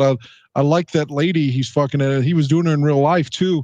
She's the Palestinian lady from Black Sunday that we've both of us like so much that Bruce Dern was with. You know, they die in the blimp at the end of it. Sure. I can't think of her name, but that's who Al's fucking in Bobby Deerfield. And that was his girlfriend in real life at the time too. Yeah, the name, her name is on the tip of my tongue. Let me look it up. I wish her vagina was on the tip of my tongue. At least the way she looked in those days, man. She was very, very attractive. Martha Keller, I think is her name. Yeah, that's it. She was an attractive lady. I watched that. And what else did you not watch? There was another. Joe Pesci. Ravi says Joe Pesci is an actor that he'll stop and watch, and I think that's a good name, actually. I do too. There was another Pacino movie that you told me you never watched, though. Was it Cruising? You never saw? No, I saw that William Friedkin movie, which wasn't as bad as the critics said that it was. But the other Al Pacino movie was the one with Christopher O'Donnell, Scent of a Woman. Oh, I saw that. No, the author. You never saw that, right? Oh, is that a Pacino movie? I thought it was a Dudley Moore it's from movie. '82. It's called Author. Yeah, I've never seen that one either. I saw that, and another one that he lost so much money on that he quit acting in movies for almost 5 years because he was so upset over it, was Revolution. Oh, yeah. From '85. I watched that too. Right. Yeah, I would never see that movie. Out of his, I'm looking at his filmography. The Panic in Needle Park, I saw. Mm-hmm. Godfather, obviously. Serpico. Scarecrow with Gene Hackman. Did you see that? Great movie. Godfather 2. Dog Day Afternoon. Mm-hmm. Bobby Deerfield. Mm-hmm. And Justice for All. Mm-hmm. Cruising. Author. Scarface. Revolution. Sea of Love. Now that's his filmography from 70 through 89. I saw all of those. Sea of Love is a pretty good movie with John Goodman and I forgot who the female lead is. Ellen Barkin. Ellen Barkin. I love her. She's so sexy. Ooh. Yeah. And then after that, he starts to fall off a little bit. Dick Tracy, I hated. Godfather 3 was okay. Frankie and Johnny was okay. Glenn Ross was okay. Son of a Woman was okay. Carlito's Way is okay. I never watched Two Bits. Never even heard of it. Heat was good. I've never watched City Hall, even though I like John Cusack. I never watched Looking for Richard. Donnie Brasco was okay. Devil's Advocate was okay. I never saw The Insider. Any Given Sunday was okay. Insomnia is okay. See, and then that's when you start to lose me. There's a lot of these films from the 2000s that I never saw. Yeah, some of those movies that you mentioned are better than okay, but that is a good list. Now, here's a name that I have for you. But by the way, let me read some of the names of from folks in the chat room. Christopher Lambert. I will like Christopher Lambert movies. There are some bad ones. I got to tell you, I don't think I've ever seen a Christopher Lambert movie. I know he was in Highlander, but I never saw Highlander. Should I see that? I don't know who Christopher Lambert is. I was just thinking. He's like a scuzzy looking actor. I've always thought he was kind of a scuzzy looking actor, but Tom Cruise's name came up, and I guess I like him. I like him even though his religion, is kind of weird. Highlander is good according to Robbie. I'll have to give it a shot. Wait, we'll get a new name in here. Lucio Bajetto. Come on, he says. You gotta know who Christopher Lambert is. Welcome to the show, Bajetto. You gotta be a Hispanic with a name like that. He says Highlander is a classic. I have not seen it. I apologize to all film lovers. But I had a name on the tip of my tongue. Oh, I'll always watch a Denzel Washington movie. I don't care. Yeah, I love Denzel. Yeah. I'll always watch a Robert Mitchum movie. And now this is a long time ago, but I just love him as a film noir actor. And I've been watching a lot of those old black and white crime pictures that he was in. But my interest started to peel over. Well, let me see him in a couple of Westerns. And I saw them and I thought, he was great in it. The movies were okay, but he's a guy that I would watch in just about anything. He's just kind of a man actor. I even saw him interviewed by Dick Cavett on a TV show and Dick was trying to talk to him about his past as a kid growing up, something that he didn't really like to talk about, or when he did, he would always change the story around. He never quite told the truth, and so a lot of people didn't know, how much he was embellishing these stories. But it is kind of a fact that Robert Mitchum, as a kid, he left his home when he was 14, and he just jumped on trains and would go from town to town to town, looking for money, jobs, and trying to make a living, trying to survive, and so forth. And he was arrested in Texas for vagrancy and was a part of a chain gang for a couple of years. And so once he was released, he made his way to Hollywood and found some work there, and his career started to emerge. And then he was busted for marijuana because he was a prolific marijuana smoker. And so RKO Studios, which he was under contract with, they were terrified of the fact that this was going to ruin his career. And so they kind of hid him in some really B movies, low budget movies, but the movies were super successful. And the studio realized people don't give a fuck if he's smoking marijuana or was busted for marijuana. They love him. They love his movies.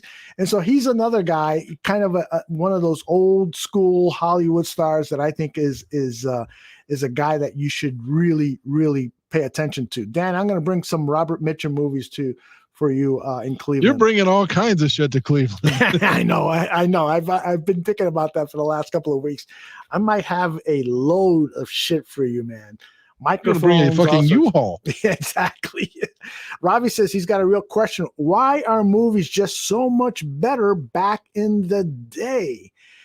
I don't know if they are so much better, but there was a simplicity to some of these movies back in the day that for me makes them easy to watch now. Nowadays, movies can get kind of complicated. The editing is so fast. The story too much CGI for me. You're absolutely right. And so sometimes some of these movies from nowadays, they just focus so much on the speed and the special effects and so forth. And some of the movies from back in the day were just much more focused on the storytelling. Perhaps that's... Yeah, and we have to stop this trend somehow, some way. We have to stop the comic book films. These need to go away. But they're making so much money, though, Dan. My God, it's a fad that refuses to leave. It's worse than bell bottoms ever could have been. Wait a minute. You know who else hates comic book films? Martin Scorsese. Yes, he does. God, I hate them. It's like pop music. It's like the worst plastic, like producer, like a musician that can only be made by a producer, like someone that won American Idol. Yeah, that's not worth a fuck. Those are like comic book films to me. Yeah, they're just plastic, fake bullshit. There are some that I like, but I have to agree with you. For the most part, I've stopped watching them because it's just explosion after explosion after explosion, and after a while, it's like, how many times can you fucking see a police car blow up or whatever? PJ says that Bruce Willis is one of his favorite stars. He's one of his favorite movie cops. Bruce Willis is a movie cop. Yeah, there's been some good Bruce Willis movies out there. Definitely my favorite Bruce Willis film is Pulp Fiction, without question. He was outstanding in that film. Really outstanding. Butch. What about Clint Eastwood? Are you a Clint Eastwood fan? Sure. I mean, I don't love him, but again, I'm not a Western guy. I liked Unforgiven. That's a good movie. That's more of a modern Western. I don't like a lot of old school Westerns. So a lot of those I haven't seen, but like Clint's movies from like the 70s and 80s and probably some sporadically in the 2000s and 90s I've seen for the most part, most of his cop films. Ravi says that one of his favorite bad movies is Cobra with Sylvester Stallone. What do you think about? I enjoy that too. And back in the day, he was fucking her, Brigitte Nielsen. By the time Flavor Flav got a hold of her, she had like gone downhill. But like the 80s version of her, like when she's with like Drago and Rocky IV, she was outstanding. Yeah, she was like, she's way bigger than Stallone. Like I could just see her like sodomizing him with toys, Like, you're going to take it. Dan, did you ever watch Die Hard with Bruce Willis? And what do you think about it? I like part one, and then the one with Samuel L. was fun too. Die Hard with a Vengeance. I hated Die Hard 2. Like, I just hated it. So why? Why would you hate it? I don't get it. Oh, I loved the first one, so I was really looking forward to Die Hard 2. It was the one at the airport. I thought it was horrible. The third one was great because they had Samuel L. in it, and then I didn't watch any more of them. I was just kind of done with John McClane by that point. Alicio Barreto says he's a Bear fan from Brazil. Thanks for joining us here on the Barroom Network, Alicio Barreto. I hope I'm pronouncing your name correctly. I've gone to Brazil twice, both on business, but got to enjoy the nightlife a little bit. The only thing I remember from the language is obrigado, which means thank you. And so I would, after the lap dance, I would say obrigado, obrigado. So the Clint Eastwood and Burt Reynolds films I'll watch and at least give a try regardless. Is Bear. I'm not a fan of Burt. Why? I liked him Why? in Boogie Nights, but I don't like Smokey and the Bandit and any of that kind of shit. Cannonball Run. I don't like those films. I agree with you. Those are not my type of films, but there is a certain magnetism to Burt Reynolds that you know he's a real film star. He's a real Hollywood star. He's a guy that the camera loved, and his persona. The Longest Yard, one of my favorites. I like that one. They were his, not the Sandler one. Yeah, yes, I agree. Oh, the Sandler one wasn't that bad, but his is outstanding. Outstanding. Lucia says, you're welcome after I was saying obrigado. PJ says, comic book movies tell a simple story of right and wrong. Basic. Simplicity is good at times. That is a good point, PJ, is that a lot of these comic book movies are morality tales. They're very simple stories. It's just that the action to me gets to be a little too much. It's like, how many times can you see something blow up? That to me is just too much. And the CGI looks so fake. That's why the last Terminator film with Linda Hamilton coming back, it looks so awful. It looked like you're watching a video game. Mm-hmm. It's trash, man. It like ruins the films. I don't want to sound like Eastwood yelling to get off my lawn at you, but like I'll take Terminator 2's effects all day compared to any of this new shit. Yeah, they just pile it on. There's just definitely too much CGI. Ravi says, what was the name of that movie with Kurt Russell and Goldie Hawn about her? Overboard. I liked Overboard. I love that movie. And there's a really good remake to that one too, where they switched it. I have not seen that. Yeah, the guy is the one that goes overboard, and Anna Faris is the one manipulating him. She plays the Kurt Russell role, basically. I got to see that. Do you recommend it? Yeah, it was fun, man. They again, it's sort of a different film. Like they switch it, so they pay homage to the original, but they do their own spin. I liked it. I thought it was fun. Cool. I got a quick story about that Overboard movie. It was directed by Gary Marshall, the famous Gary Marshall. He did a lot of TV shows like Laverne and Shirley, and then he went on to direct movies, had a lot of successful hits. The one was Julia Roberts and Robert Gere was probably his biggest. Richard Gere. You mean Pretty Woman? Yes, Richard Gere, Pretty Woman indeed. And so he was in town promoting Overboard, but he was in town 2 weeks before the release of it. And it was being released on Christmas Day, whatever year that movie came out. 87. 87. So I was working at WBBM TV at the time. And so I had the opportunity to interview him. And I knew that the interview with Gary Marshall was not going to happen until 2 weeks after the movie had premiered. So I'm thinking to myself, well, what if this movie is a flop? I still want to show this interview because he's such a great character. He's funny and so forth. So I thought to myself, let me ask him a question about what happens if the movie flops. So I asked him, how would you feel if the movie flopped? It's coming out on a Christmas Day against all this great competition and so forth. And he was so fucking offended that I would ask that movie. He almost walked out of the interview, and I was like apologetic. I think the movie's great. I saw it. I think it's going to do well. And so I was just wondering, how you deal with. I just don't think that's a right question to ask somebody who's worked so hard on a movie and so forth. And I was like so fucking devastated. I'm being yelled at by Gary Marshall. Oh man, I hope I don't have that moment with Eric Kramer. That was my worst game, Dan. What are you talking about? Yeah, like, oh fuck. Oh, that's great. All right, we have talked about your sex life. We've talked about movies. We've talked about I the Bears. haven't had any sex. That's right. That segment was really short this time. Anything else you want to cover in the last 10 minutes we have here? Let me think. Oh yeah, like you were mentioning Overboard, a film that I may have mentioned this before that I saw as a kid that I always liked is with Goldie Hawn and Chevy, called Seems Like Old Times. Oh. Charles Grodin, who's recently died, is in it. Brandy just told me you will, talking about I will be having sex soon. So that's always good. Shout out to Brandy. She's listening again, obviously. All right, but Brandy. yeah, Seems Like Old Times I thought was really fun, from like 1980. Mm-hmm. If you didn't see that, it's a I good have not. old. I don't think I remember it at all.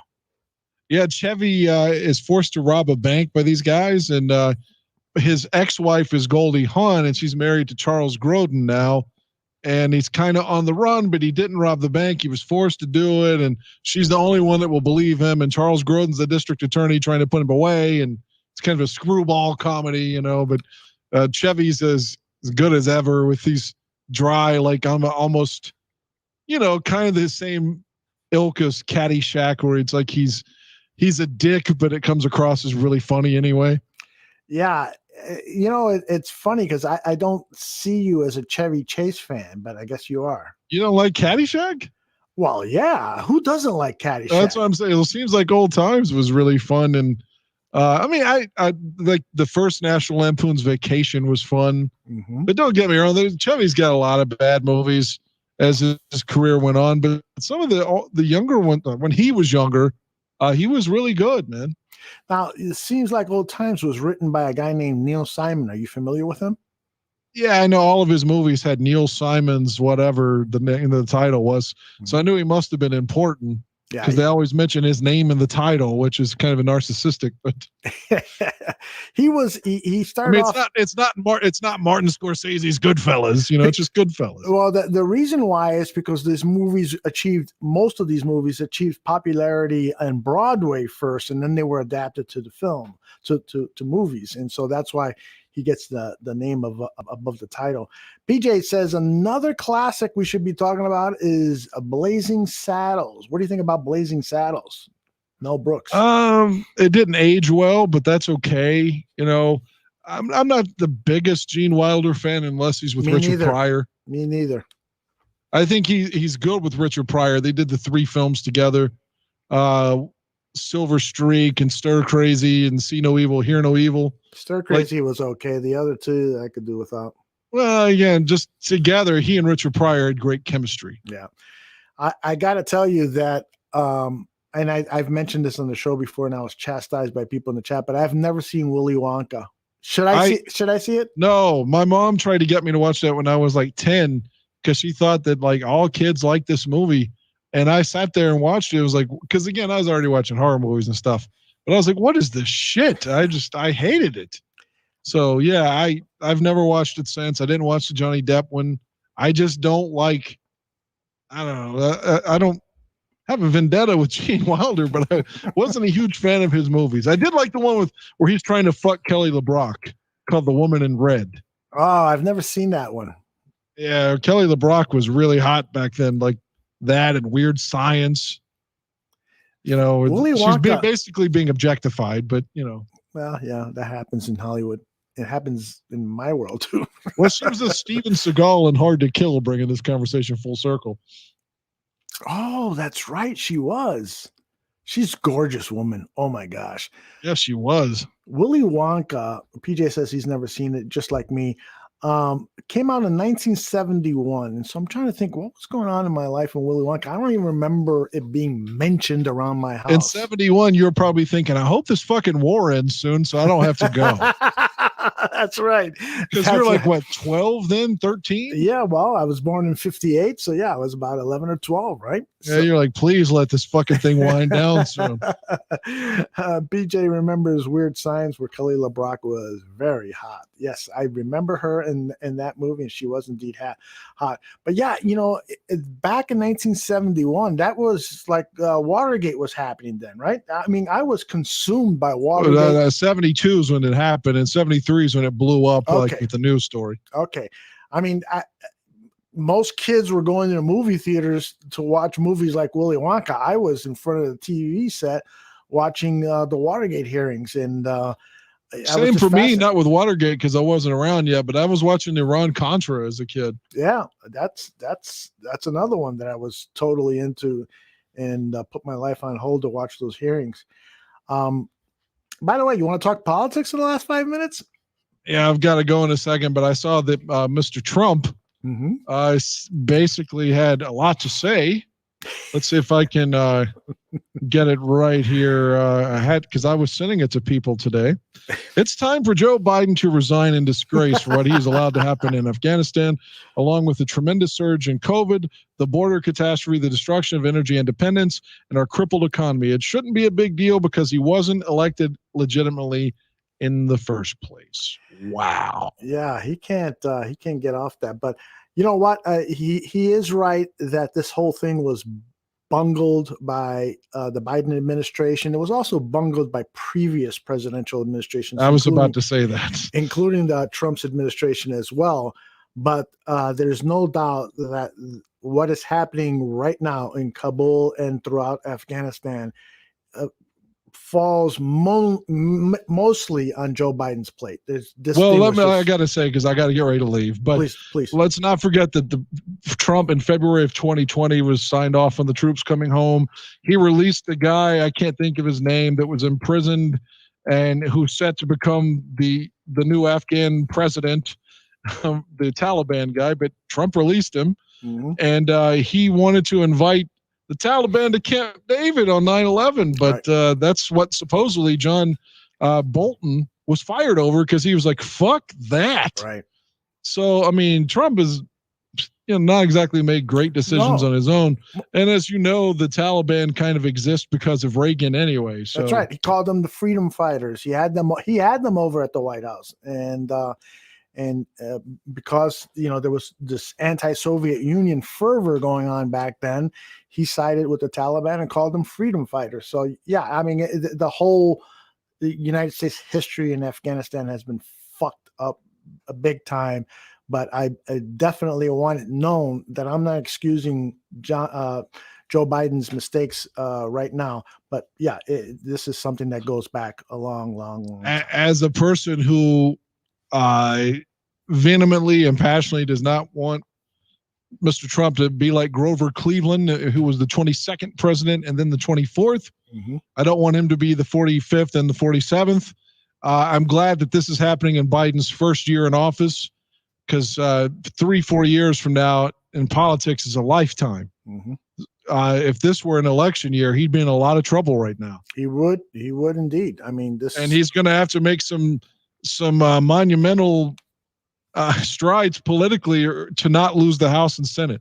Yep, absolutely right. Ravi says Biden won't get a second term. Don't worry, Dan. So we'll see if he is right. If he doesn't, if we could get a Romney type or a McCain type Republican to somehow get the nominee and not one of these make America fascist kind of guys, then and that's my own take. But if we weren't going with the right-wing extremist, I wouldn't necessarily be opposed to a Republican leader. But today's Republican brand is, it's the template is Germany, and that bothers me. It is troublesome.